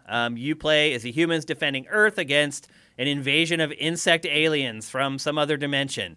And the basic premise for this doesn't change that much. This time, Ravagers. Yeah, exactly. This time they've actually blown up Earth, and it's in like a bunch of different pieces. And the plot of this game is you're supposed to be like putting Earth back together. You're defeating the aliens, and you're reassembling Earth via voxels. But the plot just kind of disappears. Like there's this opening cinema where they show the Earth being blown up. And then, like, there aren't really any cutscenes in the rest of the game that advance it. Like, there are, like, little vocal snippets that you get throughout the course of playing it where they kind of reference the stuff, but there aren't, like, cutscenes where they're, like, reattaching, like, South Africa and stuff like that, which I really hoped was going to be the case, Matt. I was like, if you're going to go for an absurd plot, just take it all the way, please. And they have not done that. It is, like other Earth Defense Force games, a cooperative game. So if you play by yourself, you have 3 other team members on your team with you. But not only that, if you play with other people cooperatively online, every person that plays has that 4-person team. So if you're playing with like 3 other characters, you have 12 characters that you're kind of controlling while you play. And you can swap through any of the characters at any time. You just tap the D-pad in whatever direction the characters are set up in your controls. And you automatically swap to that person. Now, each character is different, but each character is also very, very simple. They all have 1 weapon, 1 ability, and 1 super. And sometimes the 1 ability is like the ability to jump. So it's a little bit like Balan Wonderworld in that way, Matt, where you get some characters that just feel completely inept and pointless. And some characters where you can't jump at all, so it makes traversal like a huge pain in the butt. Now, the supers are pretty fun and pretty interesting, and they are different for each one. The environments are destructible, but only certain characters, like characters with rocket launchers, can actually blow stuff up. And it is kind of a big deal because you can find hidden stuff inside buildings after you destroy them. So after every match and during every match, you find characters just laying around downed. You revive them, and then when you complete that mission, they are added to your potential team. I played this game for 3 hours, something like that, and I feel like I almost completed the game, first of all. Second of all, each mission, you can find anywhere from like 3 to 5 characters to add to the repertoire. By the time you finish like 4 missions, there are so many characters to choose from, and not all of them are unique. Once you get to the point where you have a character that uses every weapon, there's very little point to have any of the other ones. But before each mission, you choose your 4 different characters you want to go with you, and it's kind of important to make sure you pick a well-rounded team, but only if you're playing on the harder difficulty settings. Probably the biggest thing about this game is it is kind of made for kids. Would you say other Earth Defense Force games were okay for kids to play? I mean, guess. Most of them, I would say. Like,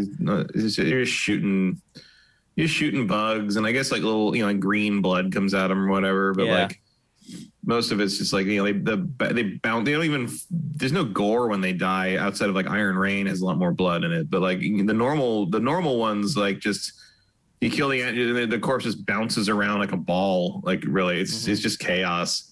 The bigger problem is probably like I don't know. Sometimes like especially in the later games, the soldiers get a little salty in the language department. Yeah, for no apparent they've reason. definitely toned that down for this for sure. Yeah.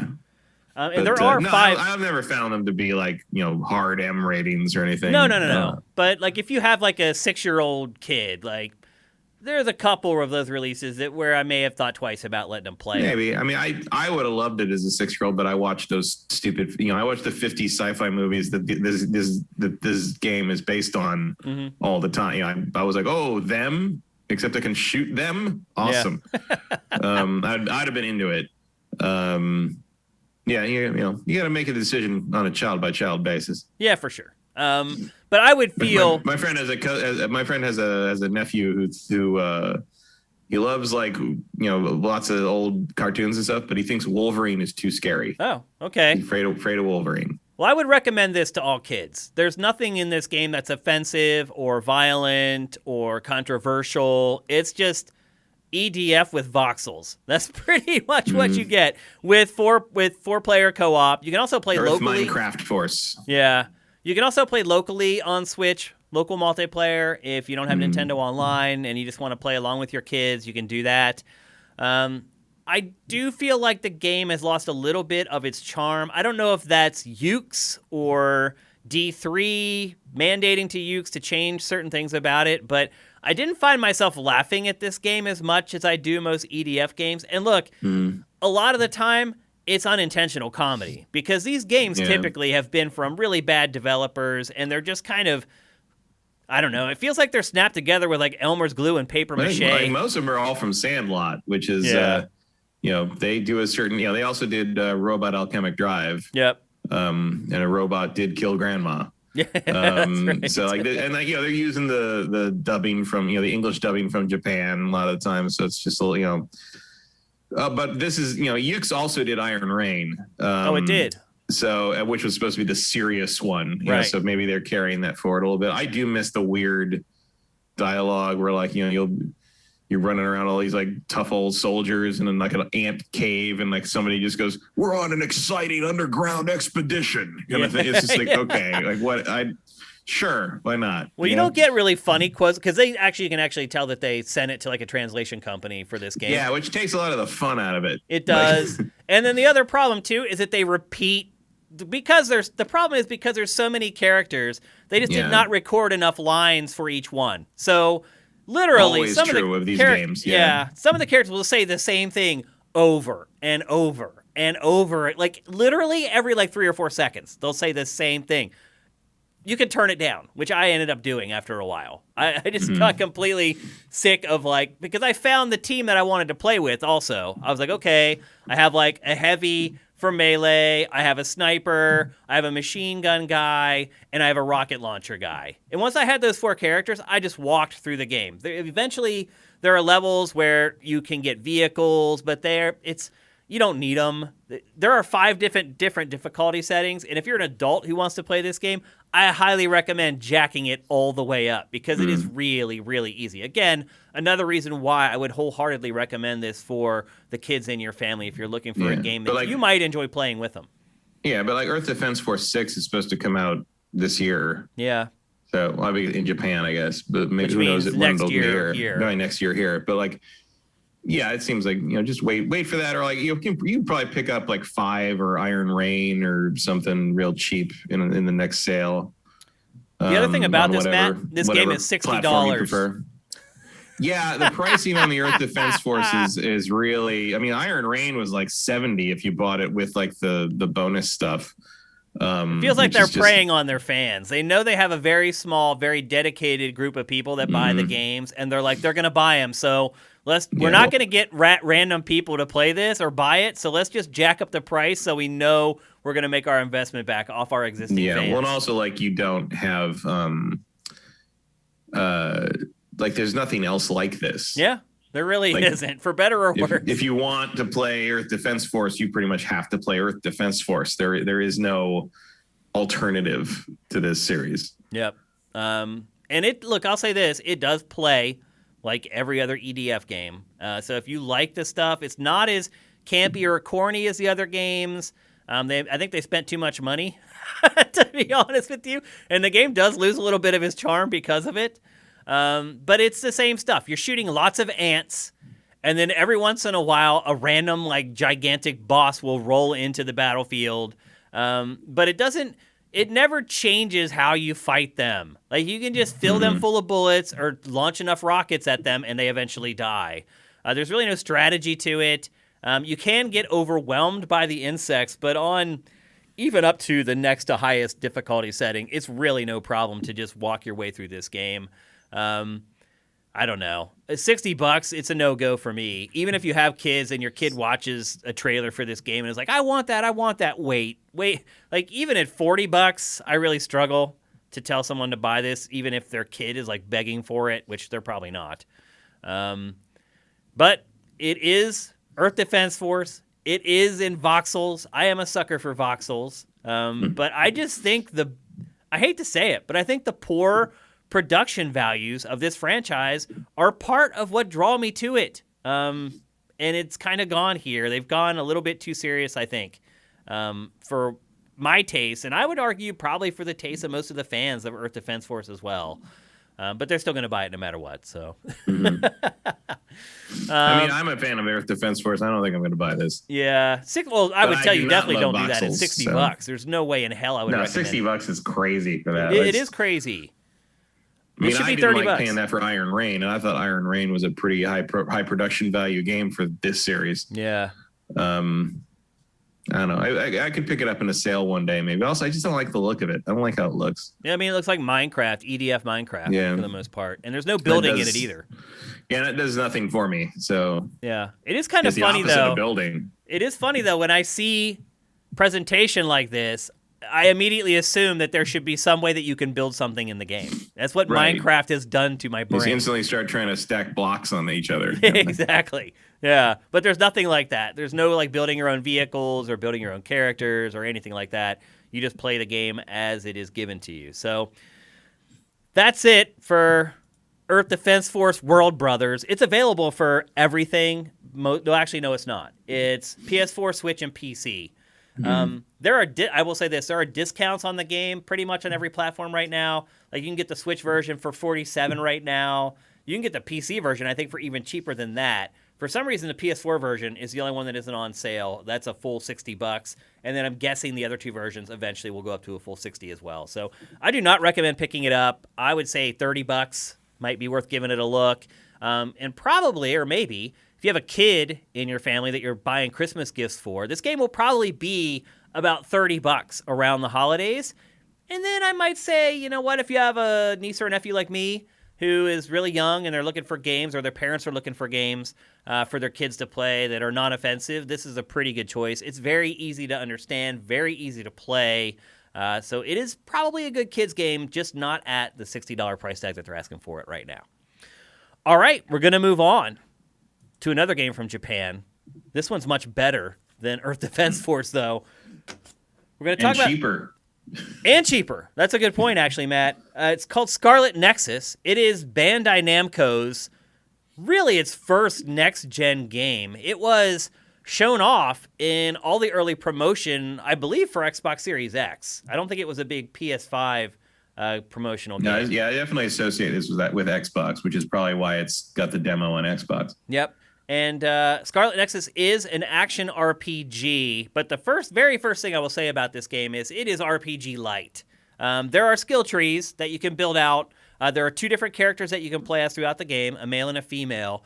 And it's not one of those games where you choose the male or the female and then you play the same game. They have different campaigns with different party members that join them, although they do end up treading a lot of the same terrain, if that makes sense. The main difference seems to be how they play. They do play entirely different. Absolutely. Like the guy is more of a close-up sword fighter, and the girl tends to use like kind of long-distance projectiles more. The guy has a sword. The girl has throwing knives. Yeah, the girl is harder to play as, I found. It depends on how you play, I think. we'll just give you the quick nuts and bolts on this, because this has been one game that's been kind of shrouded in secrecy ever since it was announced. And unfortunately, Bandai Namco is the worst with copyright strikes on YouTube. And so when we've talked about this game in the past, we've never really shown it to you because we did it the first time and we had to go back and re-render the entire episode of GameFace over 30 seconds of footage. So we just haven't touched it since. However, I have captured this footage, so I am golden. There is a demo right now available on Xbox consoles that lets you play as both the male and the female and give you a taste of both of them so you can kind of understand how it all works. As you're seeing there in the lower third, Bandai Namco is calling this setting Brainpunk, which is a play on cyberpunk, and really it is cyberpunk, but they're saying it's called Brainpunk because basically the whole game is driven by telekinesis, the ability to use your mind. Psychic stuff. Yeah. The blank punk thing, by the way, is a very common shift. Like there's weird punk, just because all you need is like the central conceit to be one concept and then a bunch of people fighting against the system, and you've got blank punk. Yep. My favorite permutation currently being what's called hope punk, which is basically like optimistic stories about the future, which is partly rooted, and they're only half joking, like partly rooted in the idea that having optimism for the future at this point is the most punk thing you can do. I might have to actually agree with that. Oh, the irony. That's great. So this is actually set on Earth. It's set in a fictional Japanese city. It's set in an anime world. Yeah. It is a fairly generic anime supernatural setting. Yes. Earth has been invaded by plant creatures called the Others. And they want to eat human brains because humans have learned how to, they always say, well, we only use like 30% of the human brain. Well, in this world, we've learned how to use more of it, which gives humans powers like telekinesis. So the entire premise of the game is a completely false thing that no one should ever believe. Yeah.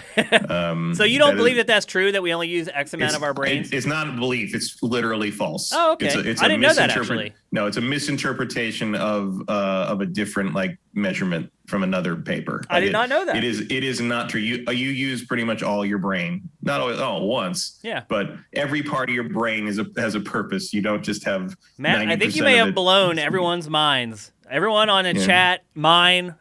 It's because I've been told that my whole life. I just assumed it was true. That is completely untrue. Wow. Like every party, here's the thing. Like that's got to be one of the most popular urban myths in our society. It definitely is. Yeah. But your brain takes up more calories and more energy than any other part of your body. And if 90% of it served no purpose in most people, we wouldn't still have it. Yeah. Like you wouldn't waste that many resources on something you don't need that much of. But no, every part of your brain serves a function. Wow, interesting. Just you're not using it all at once, but it's they are using that trope as the basis for the entire plot in this game. Yeah. The real time I think I learned the truth about that was during that Scarlett Johansson movie. What, Lucy one? Or something? The one by the guy Luc Besson, where it was like she learned to use all her brains, so she became basically that whole movie is based on it. Yeah, that's completely false. Wow, it's completely stupid. Like I say every week, you always learn something watching GameFace. Every time, there's always something. So anyway, the Others, they want to eat our brains because we've learned how to unlock their potential and. Apparently that makes them more palatable for consumption. More delicious. The more you use something, the more delicious it is. That's why we like to run cows ragged before we kill them. It's the opposite. The opposite of that. Yeah.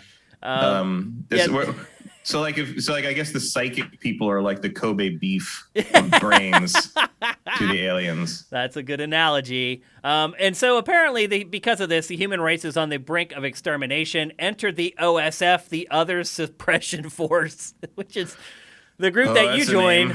You are a rookie. You sure this isn't an Earth Defense Force? I know. That's why these are back to back in the show. That's why they were stacked that way. And you are two rookies. You're both the guy and the girl playable characters are new to the Force. All the members of the OSF are connected by scarlet tubes that let them communicate with each other. So The crux of the game is there is traditional hack and slash, which you've been seeing in the B-roll. Yeah, it's definitely got a character action. If you like Devil May Cry or Bayonetta, you're going to find some similarities here. Or Astral Chain, or any of the other Japanese hack and slash RPG, action RPG light games. Character action is what it's called. That does seem to be what people have settled on. And this definitely, usually character action doesn't have as much skill tree stuff as this, I would say, but that is the root of where they're coming from with the combat here. Yeah. And then the combat is driven by sort of your extrasensory powers. So you have the ability, as either character, to pick up objects and throw them. If you use the right trigger, you can pick up pretty much anything and throw it, and that cools down quickly. The left trigger, you can also pick up stuff, but you can pick up bigger stuff. And this cooldown is a lot slower. The other thing about it, though, is once you use the left trigger to pick something up and hit an enemy with it, it triggers this quick time event that you can use to play that does tons of damage, by the way. Like, one of the attacks, like, literally smashes their brain and kills them. So and they tend to be... the left triggers, like telekinesis stuff, tends to be stuff that's specifically set up in the environment. Like the right trigger, you can just pick up whatever objects like are laying around. Trash can or whatever. Yeah. And the left trigger stuff seems to be very specifically placed stuff in the world. Yeah. Like and they're almost like little cutscenes. Yep. The way they kill you, and then if you stun an enemy the right way, then you can just pull the left trigger and do a finisher on them. Yep. And then, of course, you have different enemies are immune to different things, are vulnerable to different things. Yep. And that's when you can borrow the powers of your squad mates. Yeah, so if you hit RB on Xbox or R1 on PlayStation, it brings up, it changes what the face buttons do. Yeah, I will also say you can rearrange the button mapping on this, and I did. Oh, you did? I did not like left trigger as the finish the guy off trigger. Okay. I basically swapped the triggers with the bumpers. Okay. But anyway, whatever you decide to use to modify the face buttons, then you have 4 party members with you on each mission, and a party member is basically mapped to one of the face buttons. And as Matt said, some enemies are weak to certain elements. Like a lot of the enemies in this are made of like plants or flowers, and so if you use fire on them, they go down much more quickly. One of the partners that you can borrow the powers from uses fire, and so he can imbue your weapons with fire. Alternately, and you got one that does like electricity, and you got one that does super speed. So if you find an enemy in water, you can use the electric attack, and it doubles the damage or triples the damage or whatever. So there's this elemental tug of war that you play through using the borrowed powers from your party members. You've also got enemies that are like too fast to hit. Yep. You borrow super speed, and you can do combos on them, and then once you've knocked them down, even if the super speed runs out, you can then hit them when they're down.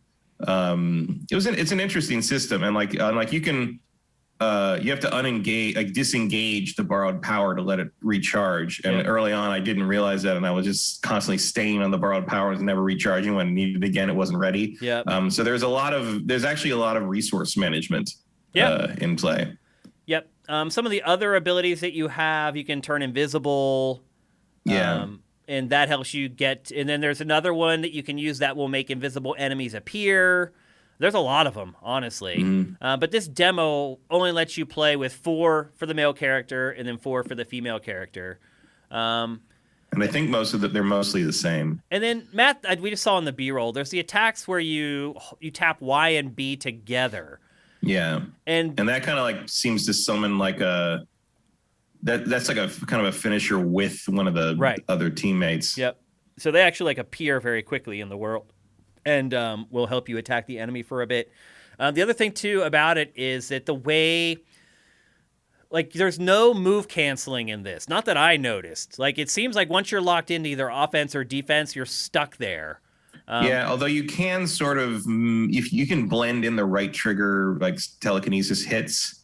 Like there's a lot of ways to because early on it feels like you can either hit something with your weapon and do a combo, or you can grab something and throw it at them. But very quickly it teaches you. It doesn't teach you very well. The tutorials in this I thought were a little off in places. But you can mix a right trigger. You can charge the right trigger attack or a left trigger attack while you're doing a normal combo, and then let it go, and then bring that in, and then you can charge like the Y button while that's happening and continue a stronger combo after it. Like there's a lot of ways you can mix it up in this that slowly sort of reveal themselves to you as you're playing the demo that I thought like I'm not a fan of kind of the psychic supernatural anime thing. I find the anime take on stuff like that to be a little just uninteresting to me. Yeah. But like I really did like the fighting in this. Yeah, I like the combat too. Like one of the first upgrades the male character learns is the ability to jump back on his feet. That became very important because it allows you to get back in and complete your combos. Say if you did something, you get blown back, you can jump back in and keep the combo going, keep the combo string going. Yeah. The girl gets the ability she hops backwards and throws like a spread of knives, and if you hit with it at the end of a combo, it charges up your psychic meter like way more than it normally would. So that's a way to keep your meter up so you can continue to throw stuff at them because you want to keep a little more distance with her. Yeah, and then the first upgrade I got for her was one that allowed me to keep my air combos going, and that was very helpful as well. But one thing I would just say overall is that once I understood how the game worked and how the combat worked, it became a cakewalk. Like being able to like the L trigger throwing stuff is so overpowered. Like you basically you can throw something, it'll break the shield of the enemy, and you can run in and like finish them that way, or it literally just like one hit kills them. Once I started to understand, okay, this enemy's invisible, so I need to use the clairvoyance borrowed power or whatever. This enemy is susceptible to fire. Use the incinerate borrowed power. Once I figured all that stuff out, I was just walking through this game. Like I played as the guy first, and I struggled a little bit here and there when I'd come across a new enemy I didn't know how to tackle. And I finished the demo as him, beat the boss at the end, and then I started playing as a girl, and I already understood like the lay of the land. I looked at her partners to see what they could do, and I just waltzed through her part of the demo, like no problem.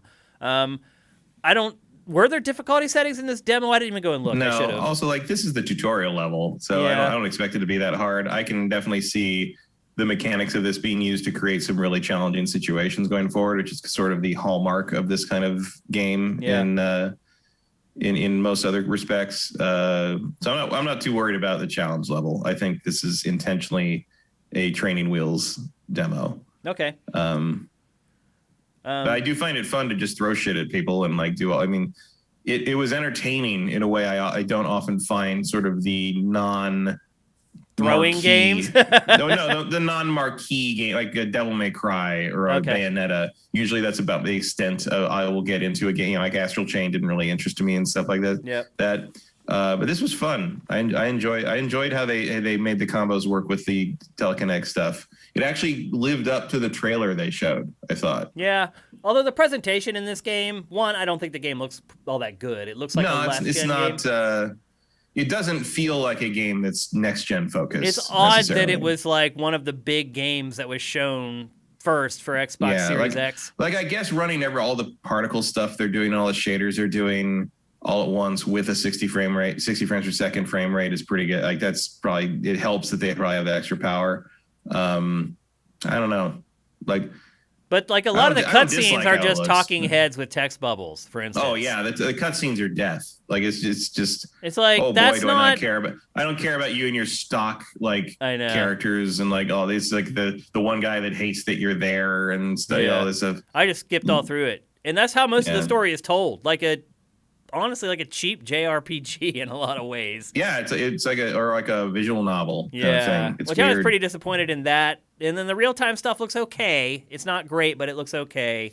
A lot of red. Well, it is called Scarlet, so yeah, Scarlet Nexus. It lives up to that title. And then, so as far as like the partners, and it's called the actual system where you borrow the powers of your party members is called the Struggle Arts system.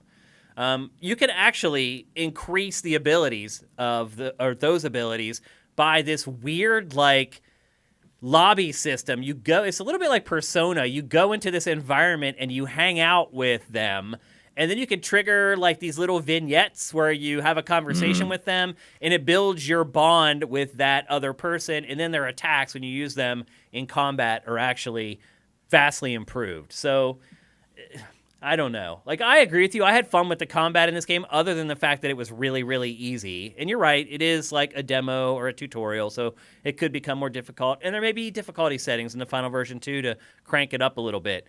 But I did have fun with the combat. It is fun being able to pick anything up and then smash it. Like, even like a car. You could pick up, like, there's one part where in the girls' campaign, where you can move a train, and the whole train, like, will smash, like, this huge group of enemies. And that is fun. Like, I had a lot of fun just grabbing stuff and just hurling it, because even if you don't kill an enemy instantly by using the L with the brain crush, at the very least, it will take down their shield or make them collapse or, you know, otherwise open themselves up for damage. And there's a fun kind of yo-yo mechanic with the offense and the defense in the game. And yeah, there's a good flow to it. Yeah, I definitely agree with that. And it does seem like that's going to be a big part of the game, is the actual combat. And there's the other part of the story, Matt, where like there's like a paparazzi that follows you around. And yeah, like there's like drone news Yeah, cameras or that something just that show is, like, up. they're constantly like covering you for like, it's like, oh, what's going on? And like you got like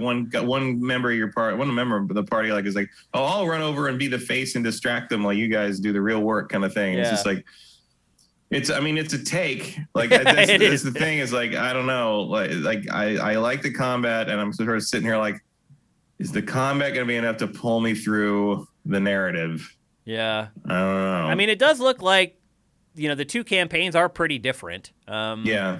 They're a lot different, honestly, other than going through the same, you know, areas. Like, it seems like the plot's completely different. Obviously, your support characters are completely different.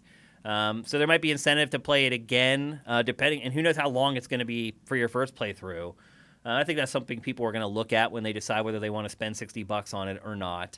And like we said, you know, the vast majority of the game is spent in combat, and the combat's good and fun and fluid and interesting and at least a little bit different. And that's not easy to say in 2021, even for this genre, which doesn't come out all that often anymore. Any other notes? Anything else you want to bring up before we move on, Matt? Not that I can think of. The areas that you go to build bonds with the other characters are called hideouts.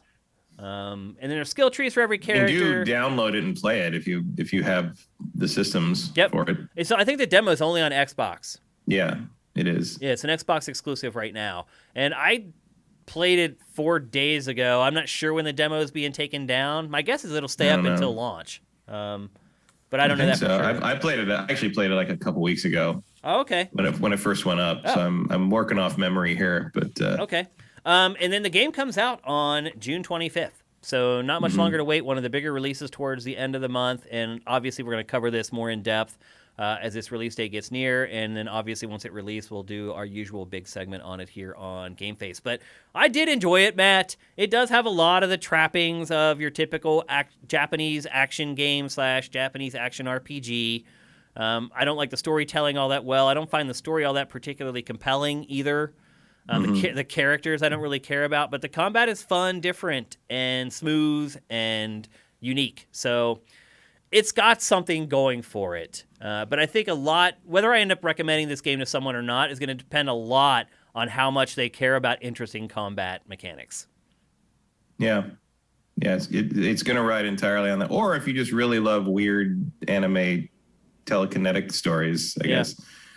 But like if you like, you know, that was a genre that wasn't really a thing when I was growing up. I guess if you're younger, you might have, you know, watched like something that was a little more up that alley. But yeah. Yep. I guess there's a little bit of Akira in there. Yeah, maybe a little. Yeah, the setting definitely feels a little Akira. Setting with psychic kids, kind of, you know, there's a little bit there. Yep. So there you go, the Scarlet Nexus. Even though the demo is only available for Xbox, it is actually coming to other platforms as well. Next up, we're going to talk about Valve. The latest episode of Packer Factor also discusses Valve this week, and the question is, you know, is Gabe doing enough to maximize the earning potential of Valve? And Packer's contention is on Steam, sure. Everywhere else, probably not. And his point is that Valve isn't releasing enough games. And the one game it did release, it was high profile, was for VR, which is a platform that most people don't have, and therefore the sales of its games are being limited by the decision-making there. literally like the day after we published that episode of Pactor Factor, the timing was uncanny because that was actually recorded like weeks ago. We published it, and like the next day, we find out that Valve is working on a PC handheld, like a Switch, but not a Switch, that runs PC games. Matt, did Gabe not learn his lesson with the whole Steam machine stuff when he tried to build like shuttle PCs that were all in one, and that ended Apparently up not. flopping like hard? Like they even had like official deals for that with like Alienware and some other like manufacturers where it wasn't. Like that was no small venture. Yeah. What are they thinking, Matt? Like why? What is the deal with this? It almost feels like they just thought they should be doing something. So they did this. Should be. They should be making video games. That's what they should be doing. Like, this is one of those cases where, you know, you're doing the same thing over and over and expecting different results. It's the definition of insanity. Now, this is a little different because he's going handheld, but I would argue that that makes even less sense for Valve, Matt. I mean, the other things that they've done, the Steam Link, discontinued, had to sell off all the old stock for like nothing. Steam Controller, not widely adopted by pretty much anyone. Why would you do this? Do you think it'll be successful? Do you think even if, can it be successful if it's done perfectly? I mean, I don't know what the measure of success would be for this for them. Like if you're going to sell something on the level of like the NVIDIA Shield, I guess maybe. But if you're trying to compete in a handheld space and you got Nintendo in your brain, like you're out of your mind. Like this is not a space you try to horn in on in the console space. If you want to kind of do a competitor to the Shield, I guess.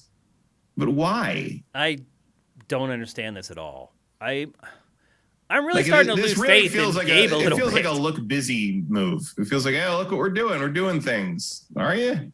I mean, I felt like that's what like Steam Link and like the Steam controller was, to be honest. I mean, I felt like Steam Link and the Steam controller had, like, I understood the motivation behind that more. It's like, okay, play Steam, like big picture mode on your TV through your home network. Okay, like I get it. And like, here's a controller that you can use. It kind of replicates the mouse stuff with things that aren't built to work with a controller. So you're not like locked out of those games if you want to play it in big picture mode. Like, okay, yeah, that all tracks for me. Yeah. This one, if you know, after the Steam machine thing, this feels like, wow.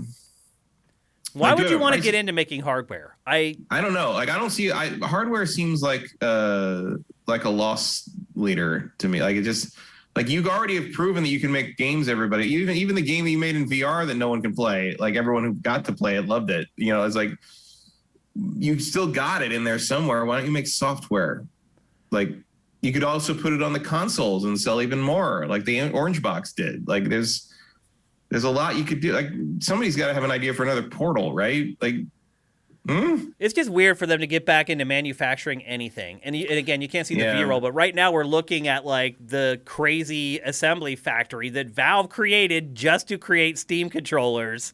And like they didn't farm that out. Like maybe it's more like, oh, we have these factories and we should be making something. That's what I'm wondering. Like, is that it? Like, and that just shows you how much money Valve has to just flush down the toilet if it wants to. Gabe just use that factory to make himself a boat. Just make a boat. I don't know. I'm completely confused by this. I mean, I'll say this though. Look, if you do make like if it is Switch-like, where you can take it on the road and you can play it like a handheld, and then you can come back and just plug in like a micro HDMI cable into the back of it and plug it into your monitor or your TV and play it on your TV, there might be a market for it, Matt, because there are so many PC games. Like you instantly have the biggest library ever. Now, obviously, it's not going to run stuff like one of the new NVIDIA cards or anything like that. But if it does something along the lines of what the Switch does, like I didn't find Steam Link to be an acceptable solution because at least on my home network, there was enough lag on it that I couldn't play things like Arkham City. I can play like Civ on it, and that's it. Yeah, like literally there's stuff. Like one genre I can play on it. But like Arkham City, I could not do the counters because the lag was too much. Yeah. And if this was a more direct way to do that without having to drag my PC in the living room, like I'm not anti that, but I need to know a price point. And what about Gabe, like not learning from PlayStation? I mean, obviously the Vita just recently was like sent out to pasture forever.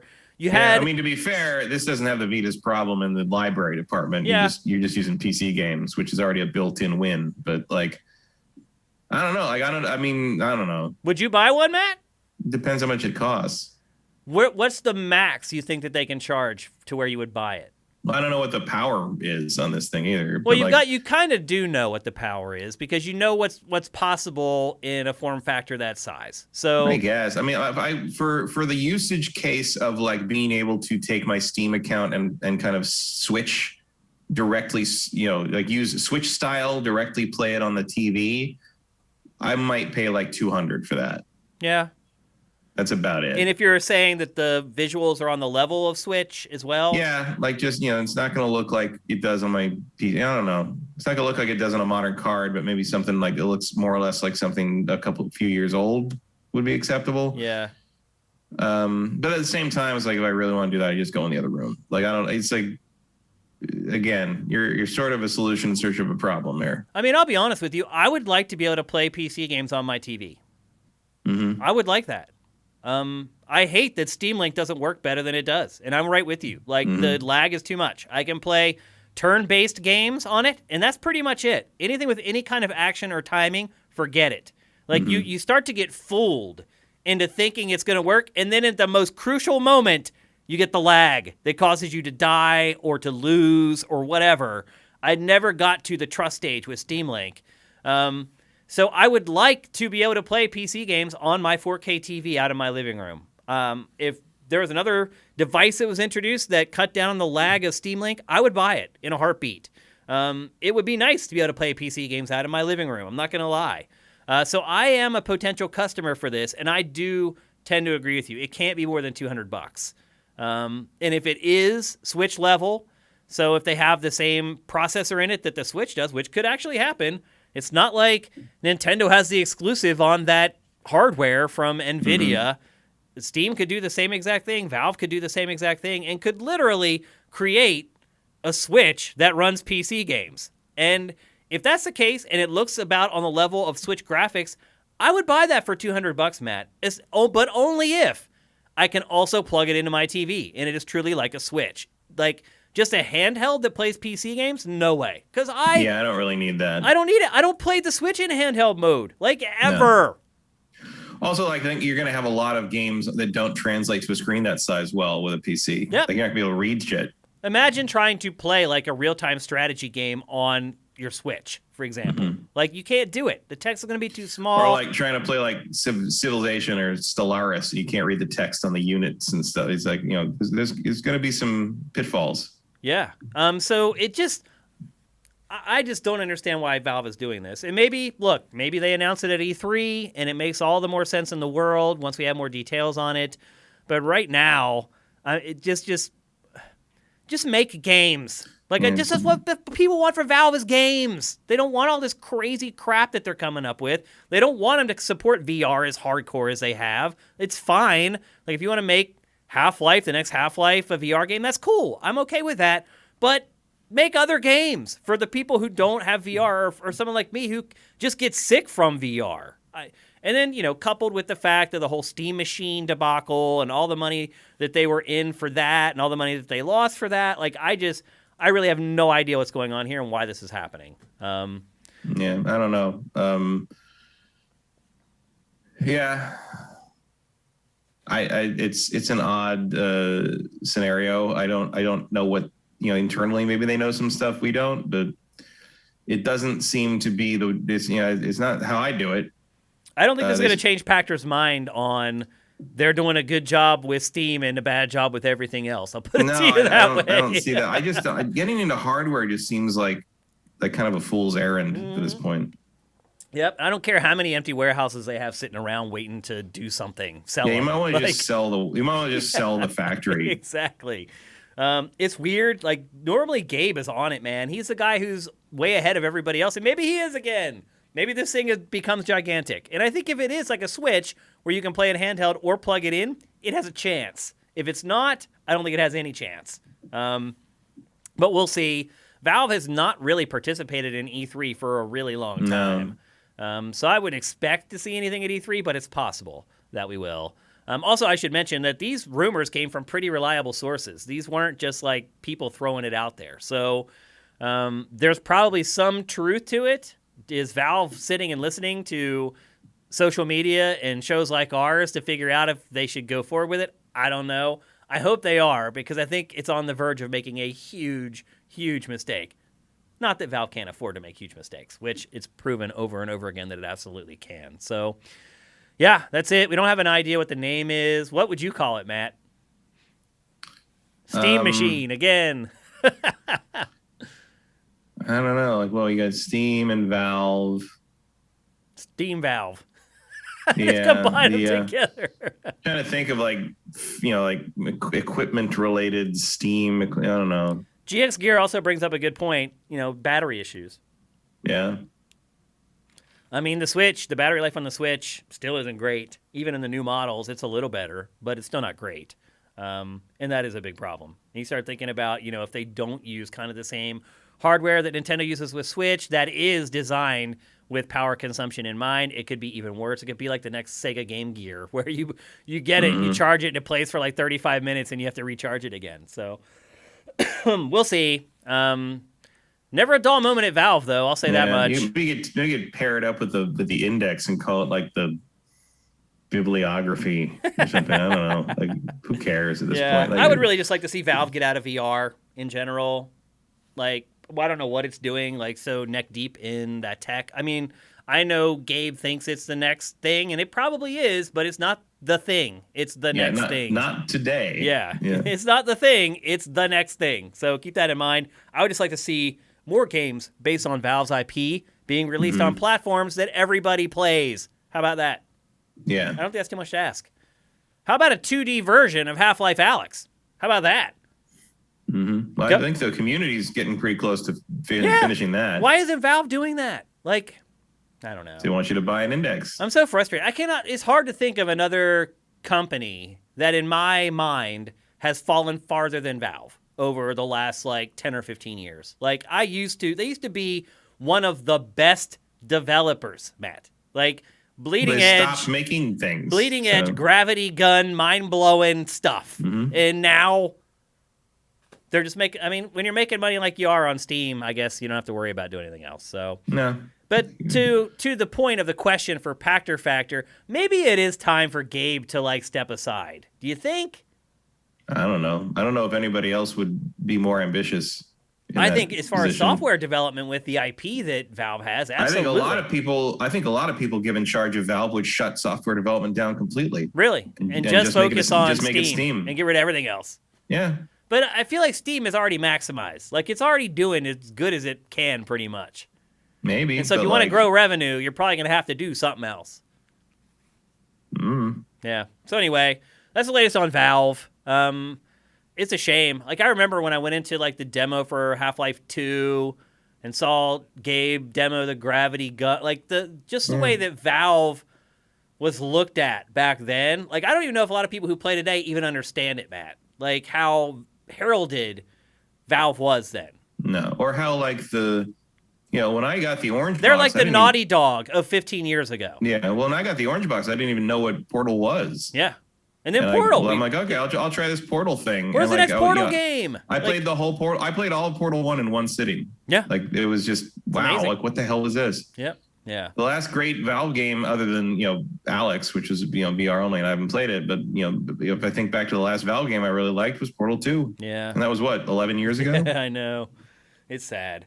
But anyway, I would personally rather see them go towards development instead of working on this hardware crap that they seem to be obsessed with. But I think business people would just either shut down development and focus on Steam, or I don't know. Like, I think you just see that you want infinite growth, obviously, but like I think it's hard for your average business mind to connect the expense and time of game development with the immediate revenue of running a store, running a game store. Like Steam, and maybe Gabe is one of the only people who, believes in the dichotomy enough to keep both of those things going simultaneously. It's possible. So I'm not quite so quick to say Gabe is that out of touch. But I don't understand what his hand. He does seem kind of like a hermit. Yeah. He doesn't make many public appearances anymore. Like, well, now he lives in Hobbiton, so right. Yeah, that's right. I forgot about that. He does pop out every once in a while. He'll do like a random like panel discussion, like for some little dinky thing. He'll just show up, but like E3. Well, that's the advantage of having the money Gabe Newell does. Is you can do whatever the fuck you want, whenever you want. Yeah, and he does. So yeah, I'll say that he has not sacrificed his vision. He make a boat. I want a steamboat. Make a steamboat. I mean, in a lot of ways, Valve could have been like the first Tesla, don't you think? In theory, I feel like those two guys have similar ways of looking at things. Like, no, I think Gabe is a far more pragmatic. Pragmatic, lives in reality, is not quite so inwardly centered. I don't get a lot of narcissistic tendencies from Gabe, and I do from Elon. Yeah, I don't know. I've heard some stories about working with Gabe that give me a little pause. But anyway, so there you go. That's what's up with the Valve. I'm not saying he's a saint, but I feel like Gabe comes from a more grounded realm when it comes to like how he built his business. Steam for sure. The hardware stuff. I'm not quite ready to say the Steam handheld, the Valve handheld thing is as wrong-headed as the we're going to dig a giant tunnel that doesn't make any sense when you actually apply real-world physics to it. Okay, fair enough. So fair enough. Let's not forget that Elon bought Tesla out from under somebody else. Yeah. You know, Gabe built Valve himself. That is true. Yep. All right, it's time to move on. We're going to talk next about a Switch exclusive, at least in America, and that is Disgaea 6. Disgaea, traditionally a PlayStation exclusive. It is a turn-based strategy. Going way, like all the way back. It has always debuted first on PlayStation. This entry is coming to Switch exclusively in North America. Now, in Japan, it's coming to both Switch and PlayStation 4. So, Japanese players still getting Disgaea. Not here, though. They won't say how long the timed exclusivity is in the West. But it's going to be at least a good bit because they haven't even officially announced any other versions of it. As I said, it is a turn-based strategy RPG franchise. And some people would argue probably one of the best. I would argue it's not. I have not. The last Disgaea I played, I think, was Disgaea 4.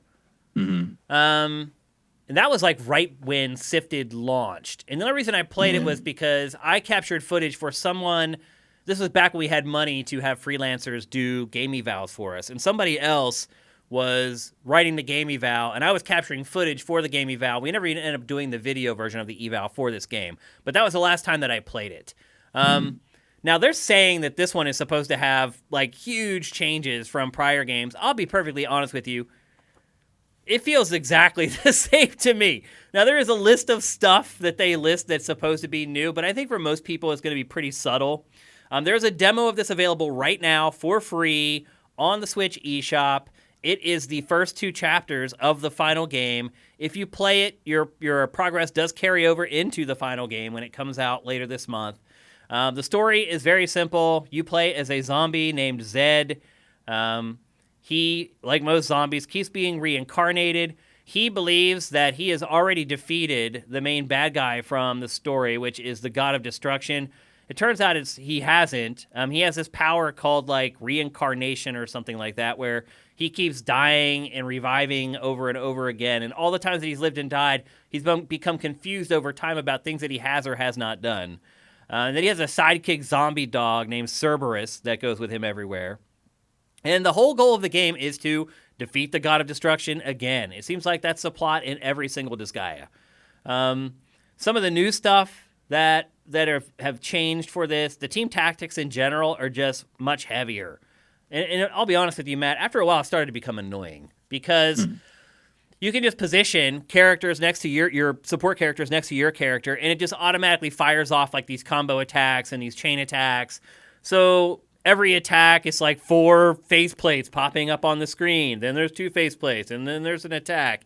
The big thing presentation-wise for this game is for the first time ever, the game has 3D character models. It's hard to believe it's taken this long for this franchise to actually move to 3D, but it does for the first time have actual 3D rendered characters, which allows you to do things like flashier like spell effects and attack effects. So that's what I noticed the most is like, and look, if you play this genre at all, you know you eventually turn this stuff off because you've seen them all and you don't want to see that same stupid attack animation for the millionth time. But it is one of the big features of Disgaea 6 is that they have real-time rendered graphics this time, which allows for more elaborate, dynamic attack animations than what you got before with the sprites, which were basically just all pre-recorded and just played back as you played it.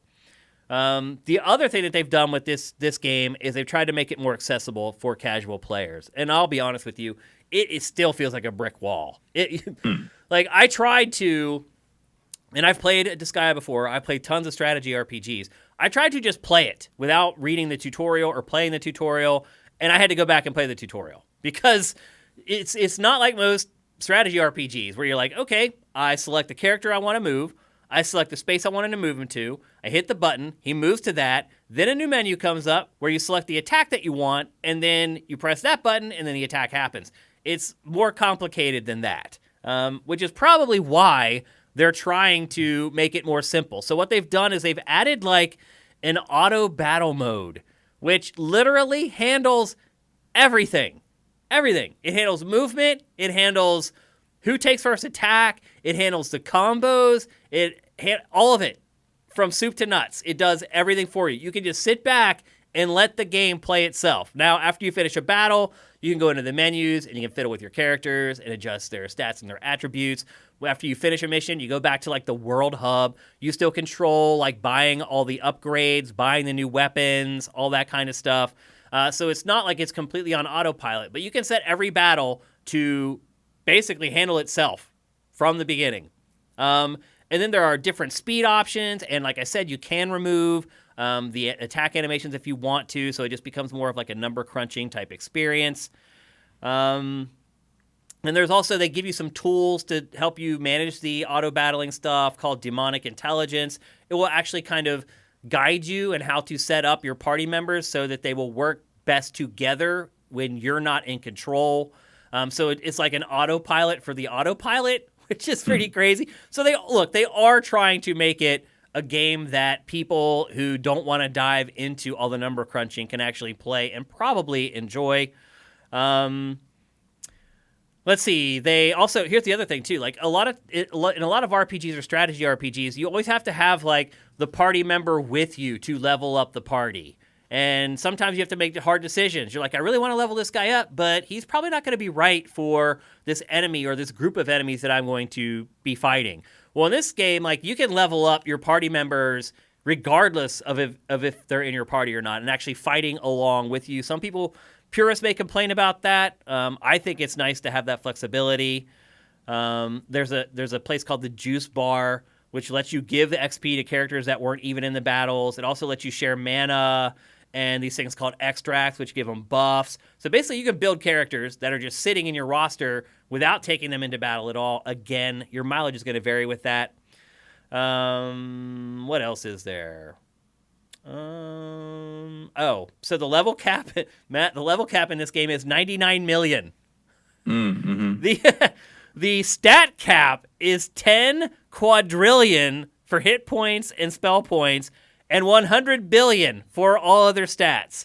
I played this game for 2 missions, and my character level was like 40-something. Like, that's how quick you level up in this game. So this is kind of like the strategy RPG for people with really short attention spans and people who don't like stories. Or if you want to max the level out, really long attention spans. Yeah. But I mean, as you level up, you're getting new stuff. You're earning points that you can give to your characters. And literally, in 2 missions, I leveled up 40 times. So there's always something to fiddle with. The economy, pretty generous. Every time I came back to the World Hub, which is what you're seeing in the B-roll right now, there was always enough money for me to buy stuff that actually made a difference. It's not just lip service, I would say, with this game, that they're really kind of constructing it and building it so that non-hardcore strategy RPG fans can actually play it and enjoy it. What else? That's really it. It hasn't, like I said, it hasn't changed as much as I had thought it was based upon what was being said about the game before the demo was released. And like I said, you can get this right now on the Switch eShop. I think it's still there. I got it a few days ago. I'm guessing it's probably still there. When the game does come out, though, it is going to be a full-price game, and that's a tough sell for me, even based upon what I've played so far. And it launches on June 29th in the U.S., and it's a Switch exclusive PS4 version available in Japan. Matt, I'm actually not sure about this. Is the PS5 region locked? I don't remember. I don't either. Maybe someone in chat knows that. How have I not thought about that all this time?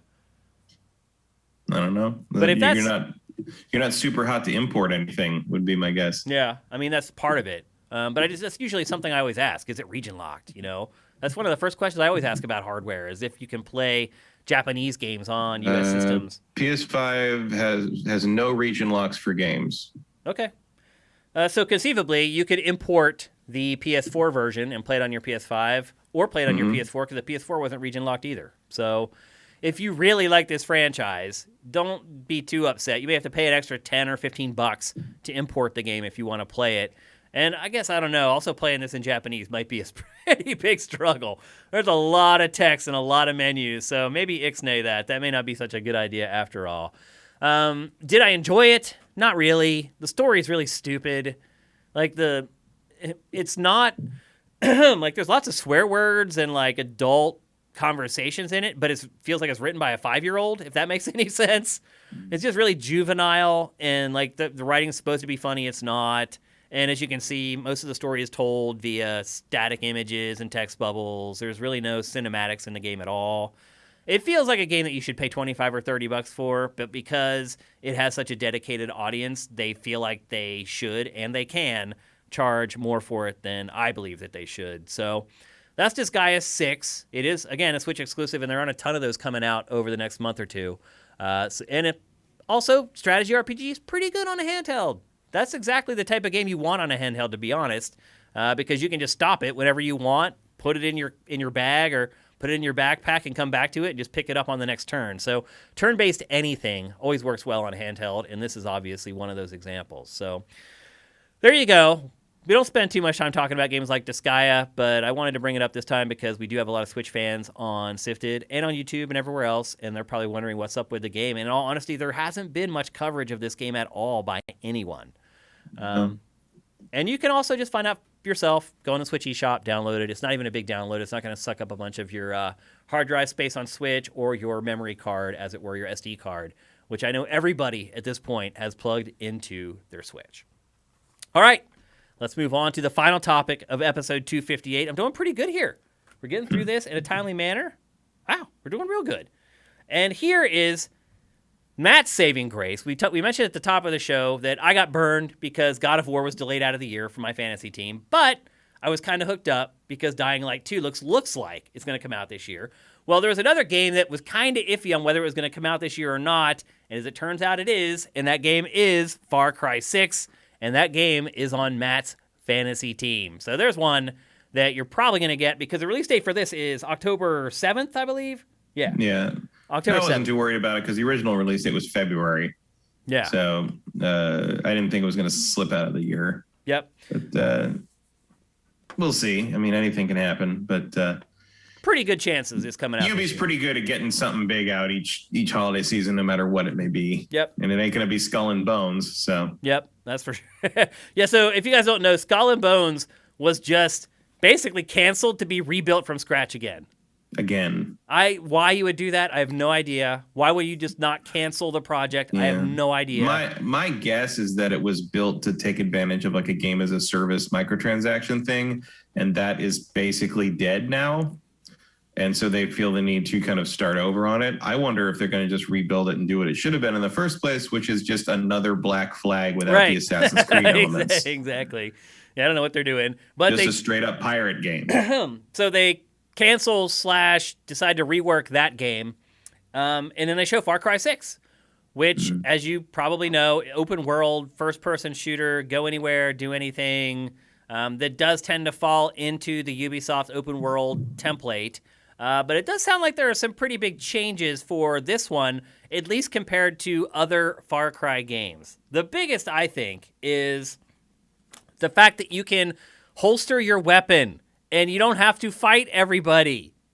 So, well, actually, the biggest difference, really, Matt, and the reason they needed to give you the ability to do that, is that the game is set in a city, in an urban environment, for the first time ever. It is, the city is actually called Yara, but... It's the island nation's Yara. The city is Esperanza. Right. Yeah, the island nation of Yara, the city of Esperanza, and the developers have already admitted that it's based on Cuba. So... Oh, yeah. And then there was the Esperanza is very nakedly Havana. Yep. And then there was the whole back and forth that always goes back and forth with Ubisoft when you're talking to them about their games, which is this game political? I don't know why people feel like they need to ask Ubisoft that.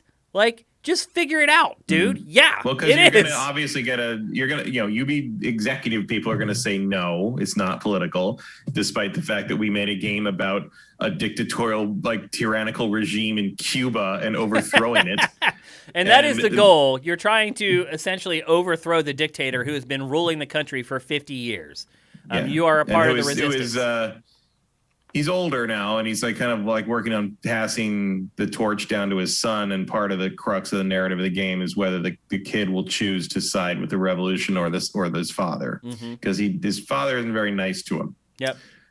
I mean, he's Giancarlo Esposito. He's not nice to him. Yep. He's the go-to villain now for everything. He's good. So it's so funny good. Because I had watched this on YouTube.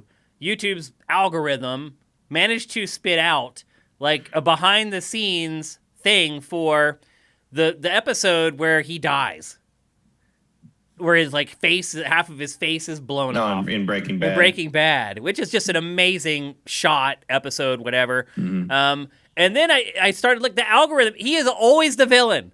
He is like the villain in pop culture now, and he's great at it. Like, I understand why he does it to a T. But he's also the bad guy in this. And you play as a hero named Danny. And you can play Danny as either male or female versions. And they are sparking the revolution against Castillo.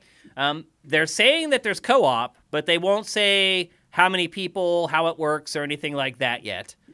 So that's still a little bit of a mystery how the co-op works. Usually Far Cry's been 2-player. Yep, usually it's just one other person that can play with you. Or AI, where you can, which one was it, 5 or which one was it where you could just call in allies? You made allies and you could call them in. The one guy had you've always been able to do that to some degree or another. Not in this one. I think 4 emphasized it the most. This one seems to be focusing more on animal companions. Yeah, so they removed the ability to call in backup from AI in this, and instead all you have are animal sidekicks, and they've only talked about 2 so far. There's the cute little dog that you've seen in all the trailers, and actually right on cue, here he comes. He's a little wiener dog with wheels. That is the cutest thing ever. His name is Chorizo. Yep, Chorizo, and you use him to distract enemies. So I'm guessing it will make for some pretty cool moments when you distract him and they all go up and go, oh, the cute dog, and you sneak up behind him and shiv him in the back or whatever. And then the other sidekick that they mentioned is a crocodile. And that one actually will attack for you, and you can use it as an offensive partner. And what was his name? Guapo. Yeah, Guapo. That's right. And they haven't talked about other ones yet, but those are the 2. They've shown 2 there are 2 that they showed in the collector's edition packaging. They're there's a steel book, and they've got, I think they talked about getting, one of them includes a white panther or a white cougar. Okay. I think named I think it's named Princess, something like that. So you definitely have a panther companion, and that probably is a reskin of whatever the normal one is in the main game, I would think, because it's a collector's edition bonus. And then there's an eagle, or like a bird of prey, you can call it. Cool. I think they showed some kind of hawk or something. Okay. So as we said, you can holster your gun, which means you don't have to just constantly get attacked by enemies. Now you can. Now when you holster your gun, you're safe.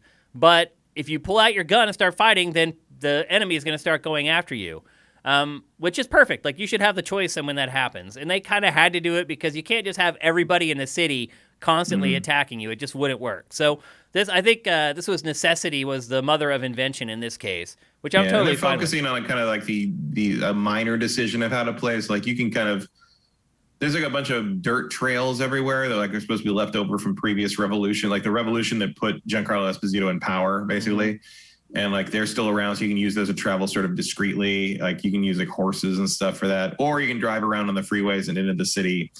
And if you do that, this actually lets you sort of fake your way through stuff. Like you can, forge paperwork, and you can kind of like just walk through like a normal citizen, that kind of thing. Yeah, horses are back. They were removed for the last game, strangely enough. So there is more. There's a little more subterfuge in this than just like hiding in a bush. Yeah.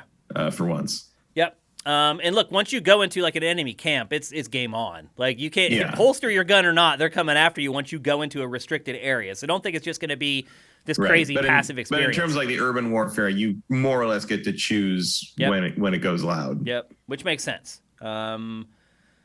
Unless you do something stupid, I guess, and give yourself away. Yep. They haven't talked a ton about the mission objectives yet, but one thing that they did show is that for some of the missions, instead of getting a waypoint, you're going to have to use a photo on your cell phone to find the location. Matt, I feel like there was another game or two that did that recently. I mean, there have been a few, like, I don't know about a cell phone, but I definitely have played games where, like... You hold a photo up or... You photo up, you got like a little hand-drawn map of a place that you needed to, like, go find and replicate, or, like, solve a riddle, or, like, the two trees stand tall between the grandmother of the mountain kind of thing. It's like, it's two trees and a mountain, and wait for the moon to go up, and okay, now I got more ammo or some shit. Yeah, I like Far Cry. I think in general needs to get away from the hand holding. So giving you some mental work to do there is probably a good idea. Yeah, I'd agree with that as well. One of the biggest changes to the design of the game and kind of how you handle leveling up your character is that your perks aren't tied to your character anymore. They are actually tied to your gear. And at first I heard that and I was like, oh, that's not a big deal. And then I started thinking about it and I was like, actually, that is a big deal. Like, it makes me feel like I'm going to constantly be swapping through, like, weapon loadouts for situations and be like, okay, well, I need fire resistance for this. So I need to go find the gun that I attached, like, the fire perks to. Like, I don't know if I like that, Matt. How do you feel about it?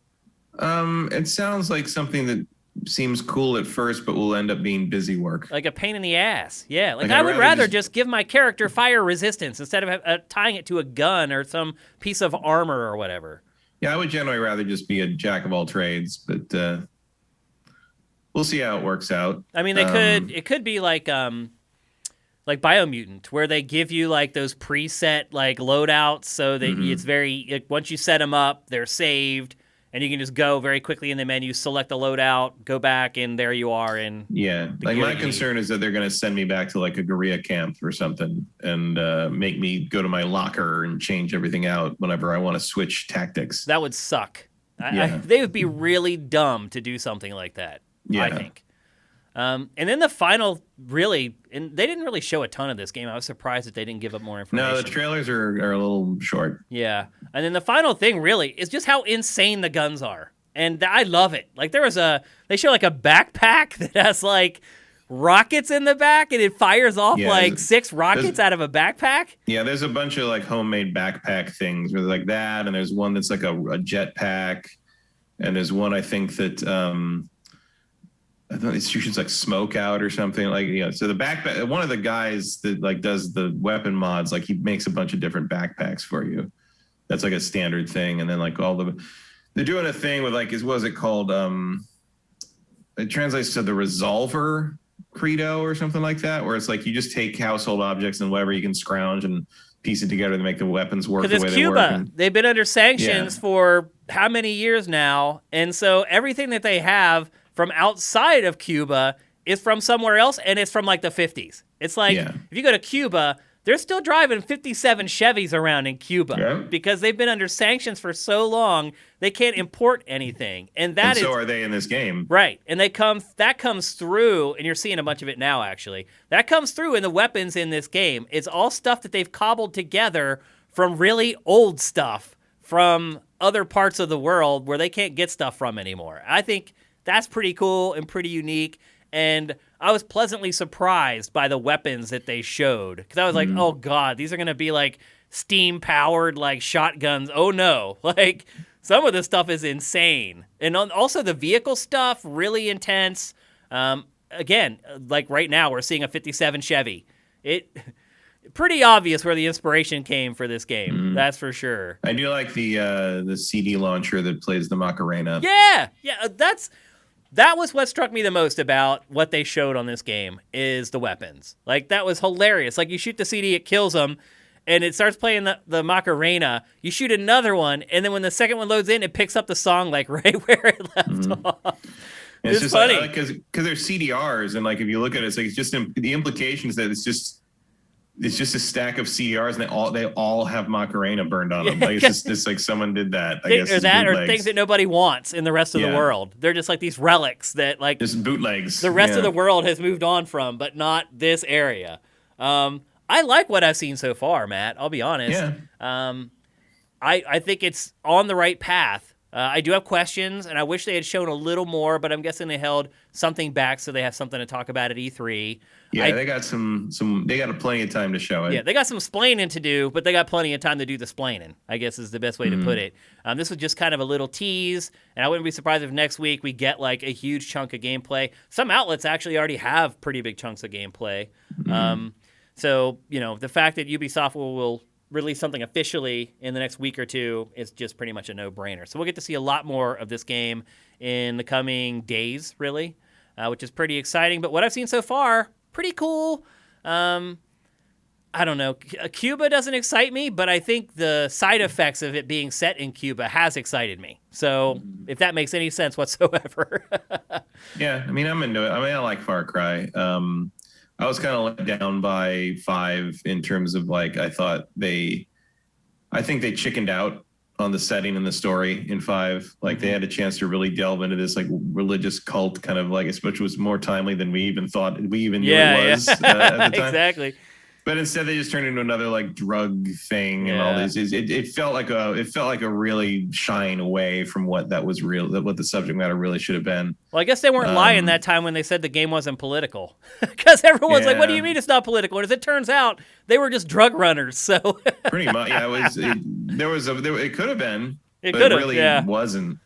Outside of a very vague, wide angle sense. Yeah. This one, I feel that's going to be a lot harder to avoid because you are literally talking about a cultural and political revolution in a war-torn country at this point.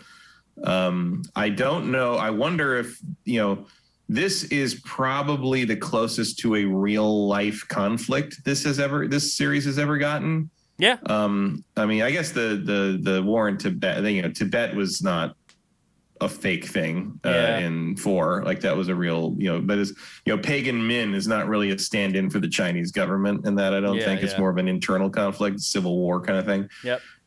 This feels like this is Cuba. Like I know it's called Yara and It's everything's Cuba. all the serial numbers have been filed off or whatever. But like, why wouldn't you just use like I don't understand. Why wouldn't you just use the real location?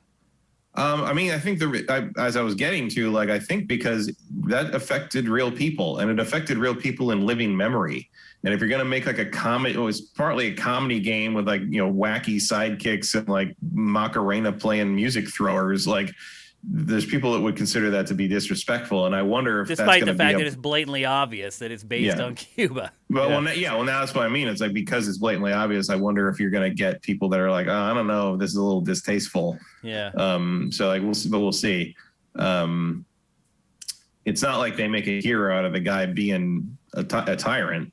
So it's maybe, but like, I don't know. I mean, you're taking him down. So I'm not Cuban, so I can't really answer that question. Yeah, but I'm sure we will find the answer out soon enough. Yeah, as soon as they really blow it out at E3 and just go on Twitter, and you'll definitely get to see the real reaction real quick. It seems like most of the reaction to this so far has been pretty positive, though. Yeah, I think so. I mean, in terms of the game I'll be playing, like I'm looking forward to it. Yeah. Like it looks cool. Yep.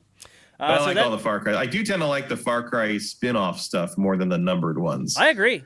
I think they're more interesting most of the time. Yeah, like I mean, my favorite Far Cry of the kind of the since they reinvented it with 3 is probably Primal. Like I really like the Caveman one. I really liked it too. Yep, I enjoyed it. And I generally enjoy the spin-offs more. I don't know why that is, but it just seems to work out that way. It just feels like they're a little freer when they work on those. Like it's just like they just because they don't have to do anything. You know, they reuse the map, they reuse some assets, and they just sort of like, what can we do with this? Like just go crazy, just go completely off the map, and like crazy neon 80s, Blood Dragon. Love that. I loved Primal. I didn't love New Dawn, but I did like it more than 5. Like. It just feels like they free it up a little bit more. Yeah. And I'm kind of excited to see what they do. Inevitably they'll probably do another one like that for this, using the Yara map, and I can't wait to see what that is. Too. So that's all we know right now about Far Cry 6. We will update you as we know more. It is coming to everything minus Switch. It is also coming to Stadia, and it's launching as of right now. The release date is October 7th, 2021. So not much long to wait for the actual game. Even less to wait for a lot more updates from Ubisoft about what's going to be in the game. All right. It's Q&A time, people. Wow. I managed this show well. This is the best I've done managing the time of a show in weeks. Like, I was literally off my game for like 3 weeks in a row. I'm finally starting to get back into the groove. It's time for Q&A. We actually have time for a lot of Q&A. So get your questions in if you got them. Go at Sifted Games. It'll make us easy for us to pluck them out of the chat. While I'm waiting for some questions to get in there, I'll thank some people for Twitch Prime. One Supermaster Gamer, thank you. JamRain99, thank you for the Tier 1 subs. You're awesome. You always are awesome. Let's see. I saw a ton at the beginning. It is the turn of the month. It is the first part of June, so a lot of you guys are going to have to resubscribe again, or can resubscribe again. Commander Fett, thank you. Steady Decline, thank you. McWomble. I can't tell if I just see a bunch of flags. I don't know what you did. I think that might be it. No, Magister Cato, thank you for Twitch Prime. Surgeon Ed, thank you for Twitch Prime. Mike's Q, thank you for Twitch Prime. And on and on and on. All right, let's see if we have any questions. We covered a lot of games today, so you guys should have plenty of questions. Here's one from Mermelson, I believe. After the pandemic, is the market going to overheat? And if so, how will the semiconductor shortage affect the gaming industry, and in what way? Wow, that's an intense one. Let's see. Is the market? I think you're already kind of seeing it with how hard the PS5 is to get.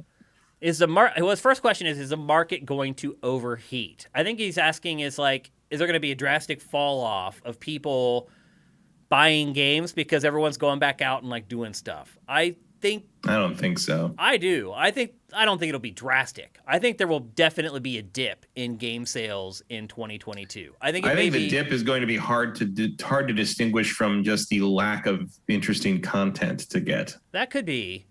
But I think you may see next year, maybe the first year where the gaming industry is actually down a little year over year. Because this year was just the most stellar year for games. Everything just lined up for the games industry. I think your biggest barometer on that is going to be GTA 5. Yeah, that's possible. Because that game's cheap now, and a lot of people are going to buy it for their new consoles. I don't know. I do think sales will go down next year, at least a little bit.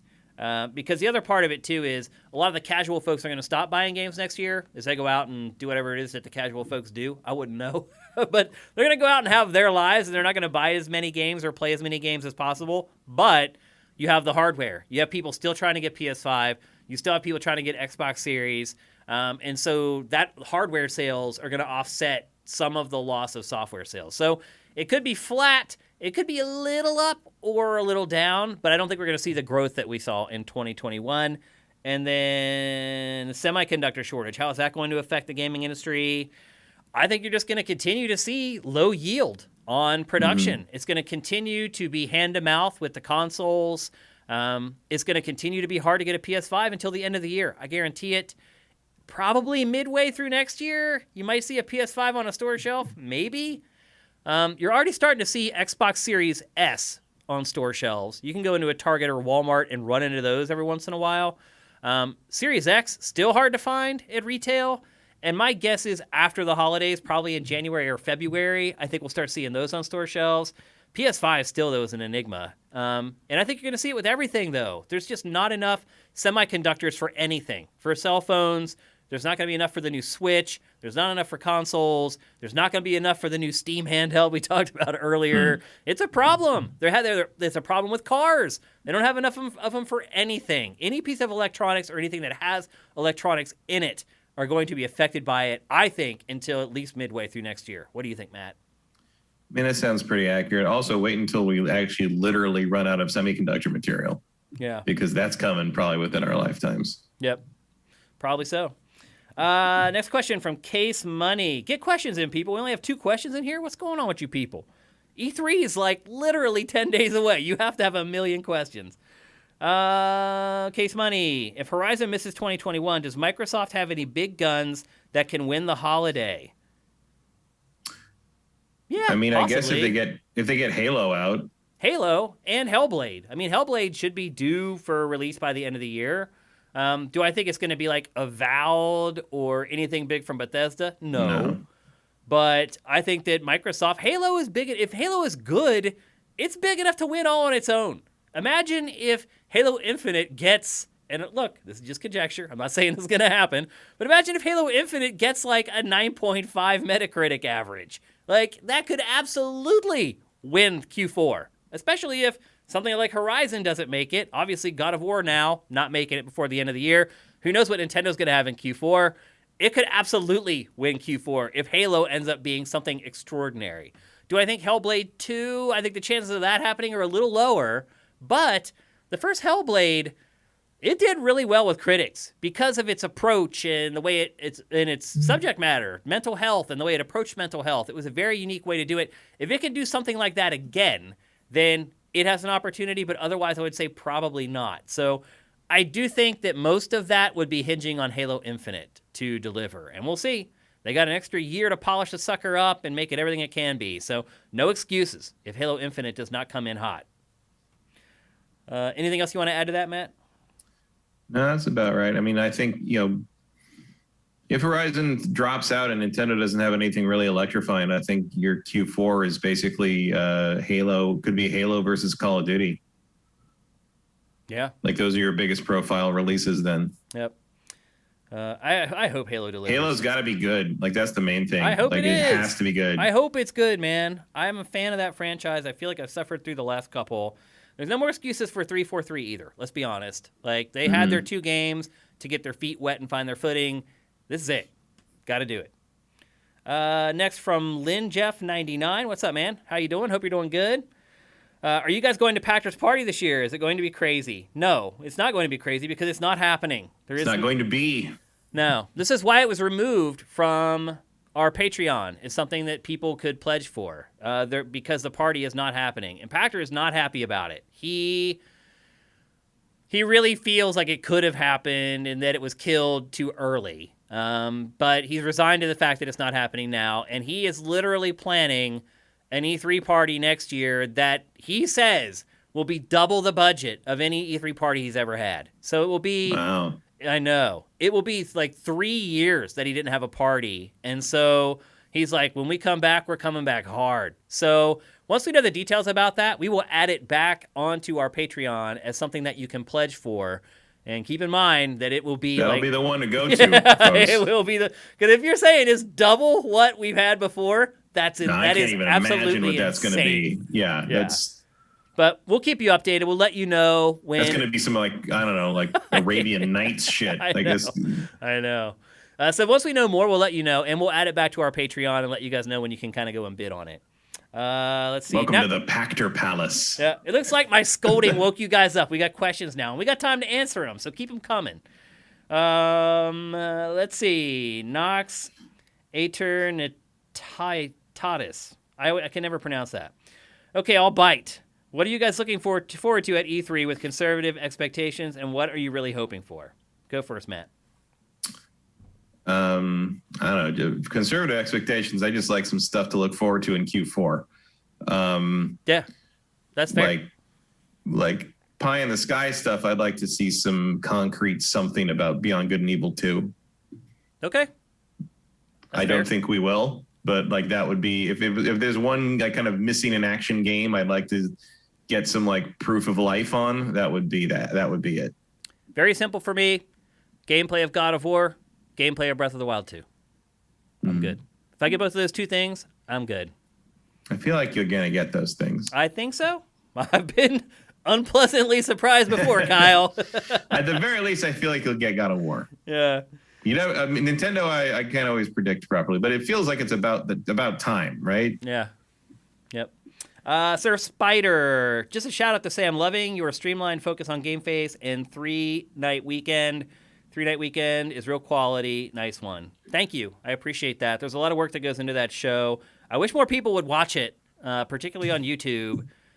This week, Colin Moriarty did a conversation with David Jaffe, and it was really good. It was a really good conversation. He finally basically explained what happened. It kind of funny. I don't know why he waited so long to do it, and why it took David Jaffe basically turning the tables on him for it to happen. It started out as him interviewing Jaffe, but like 30 minutes into it, it just got flipped, and it was Jaffe controlling the show, interviewing Colin Moriarty. It's on Sifted if you want to check it out. It's really interesting. So I'll say this, like I started doing 3-night weekend, and now I'm starting to see everybody else kind of starting to do the same thing. I'm not saying that they saw it and they're like, oh, we should do that. I have no idea. But it is a little uncanny that we launched the show and all of a sudden Jeff Keighley announces that he's going to do something like that, and then Colin Moriarty starts doing something like that. I don't know. It could just be all coincidence, which would be kind of crazy. But that show does remind me, or that show in particular reminded me, because Jaffe was like the second episode of 3-night weekend. But for whatever reason, like, people just don't want to consume serious content about video games. They just don't. Like, even that show only had like 30,000 views or something like it. And it's really good. Like, more people should watch that. More people should be watching and listening to 3-night weekend. But the truth of the matter is people just want goofy shit. Like, that's what sells in game coverage. Like, it just is. Goofy shit. Like, stunts or whatever, pranks, like, or just weird lists, or like trying to jimmy a game somehow, play the whole game backwards. Or, well, that is the stuff that seems to do well now. I don't know why. It feels like all the older players that are our age just like don't engage with it at all. Like, maybe they still buy games and they play them, but they don't seem to engage with content anymore, which it makes me sad, because that was the whole idea behind Sifted, and it's still the idea behind our content. So it sucks. Like, I wish 3-night weekend got a lot more views. I believe it deserves a lot more views, a lot more listeners. And to that end, we have started launching the Sifted Radio podcast out into other podcast services for free. Just like the GameFace podcast feed, it is 4 days delayed. But up until now, the only way people could listen to or watch 3-night weekend for free was on our YouTube channel. Well, right now, it's on Google Podcasts, Apple Podcasts, and Spotify. We're still working on Stitcher and iHeartRadio. But it's out there. Go find it. Just search for Sifted Radio.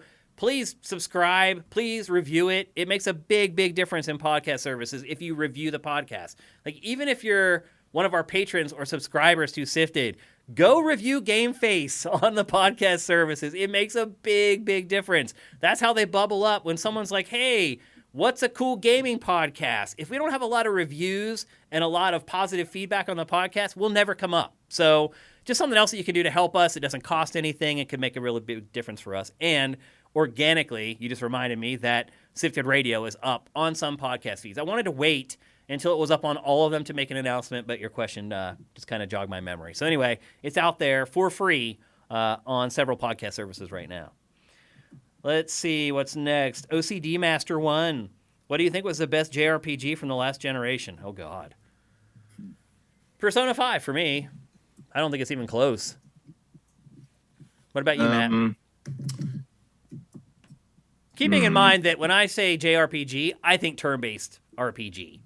Although I would still maybe argue that Persona 5 is still just the best Japanese RPG from last gen. No. I know how much you love Persona 5, Matt. Yeah. I'm trying to think, like, nothing really jumps out at me. Then there was no winner. I don't think I liked any JRPGs enough last generation to really call anything the best. Like, I probably played Persona 5 the most, but I didn't really like it that much. I never finished it. I got to the final dungeon and never reloaded the save. No. Wow. So I played for like 100 hours, but I never actually finished it. That's crazy, dude. You made it all that way. The end of that game was pretty tough, though. Like, some of the last battles, man, I thought were hard.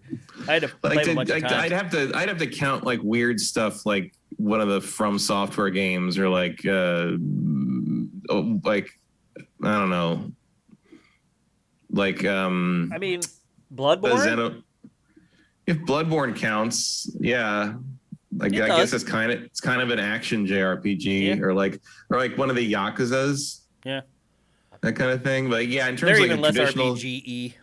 But in terms of like a traditional, like more traditional, like Persona, or like like Dragon Warrior, Dragon Quest thing. Yeah. Like I don't really have anything. I mean, hell, if you're turn-based is the criteria, then Final Fantasy is not a JRPG anymore. Right. That all of those lines have blurred to the point that it's hard to decide. Like arguably, Nier Automata could be a JRPG. Yeah, it's an action RPG. I don't know. Any game I spend 100 hours with, I did that for a reason. So I'm just going to give it the crown. I'd like to think so, but I think a lot of Persona 5 was sort of memento. I think Persona 5 should have been about 30 hours shorter. Oh, I agree. It could have been 50 hours, and I feel like I would have got just as much out of it as I... Yeah, that's plenty. Just cut all the times they repeat the premise to a new character right. out, and I think you've saved about 20 hours right there. That's good, Kyle.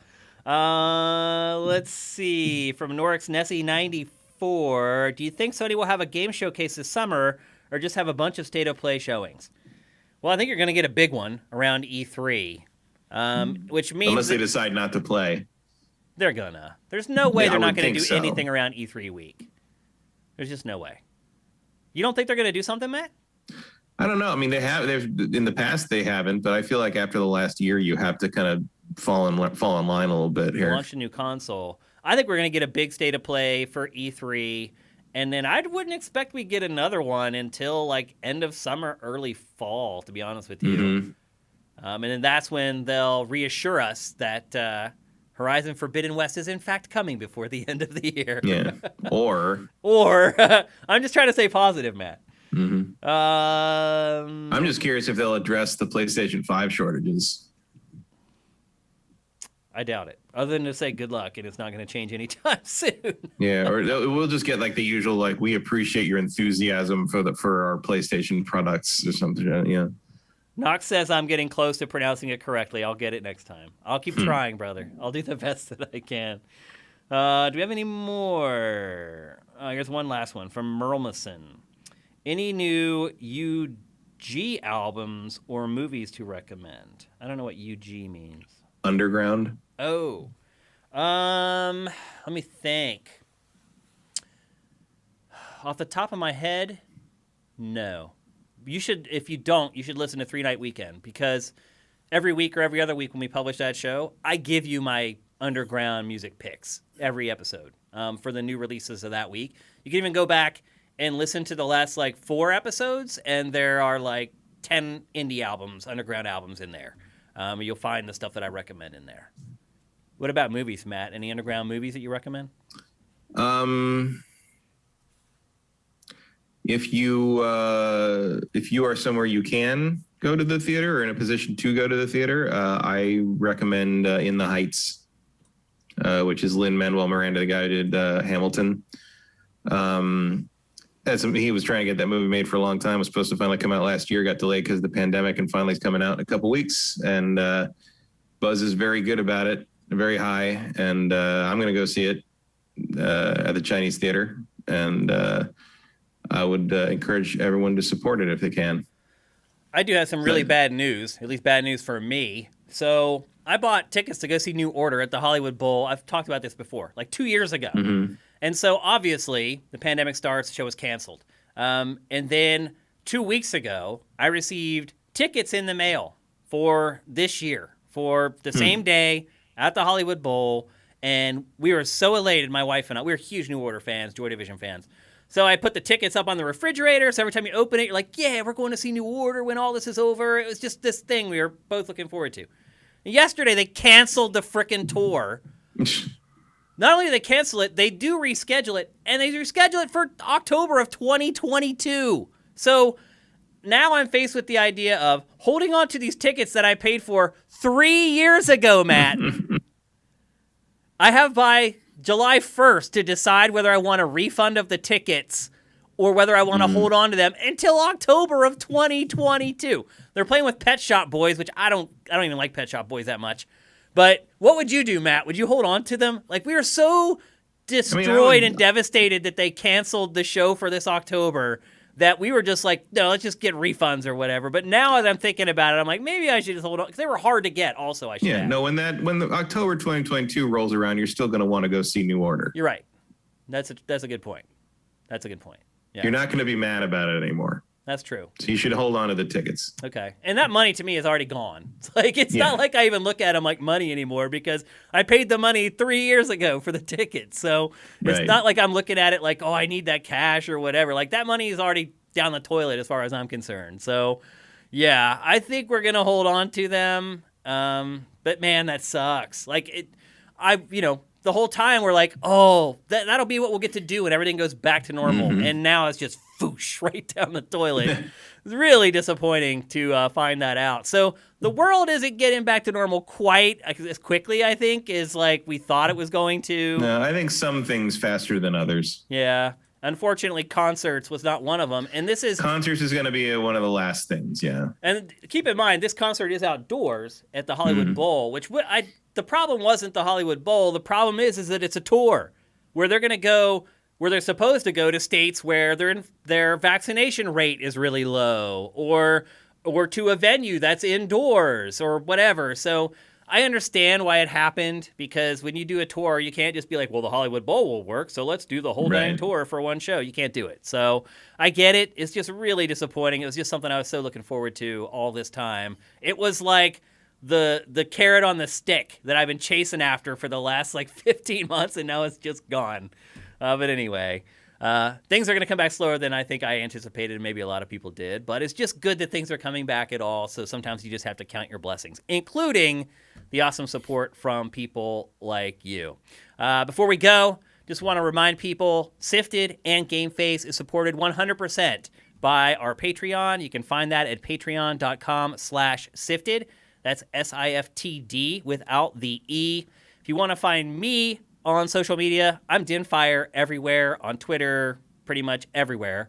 If you want to find Matt, you can find him on Twitter at MKyle. Most importantly, if you can't afford to support us, although you can help us with Twitch Prime, and if you're on YouTube, that's down in the description. It takes a minute to do it.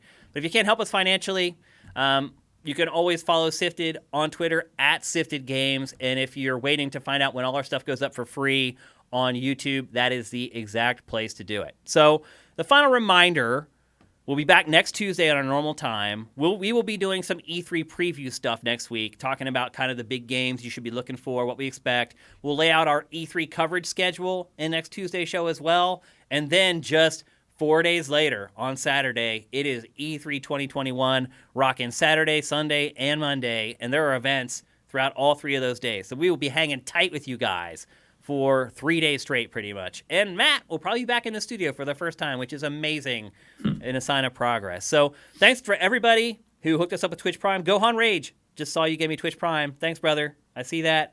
Thanks to everybody who did that. Call of Duty 1, I see you got in late. Thanks for Twitch Prime.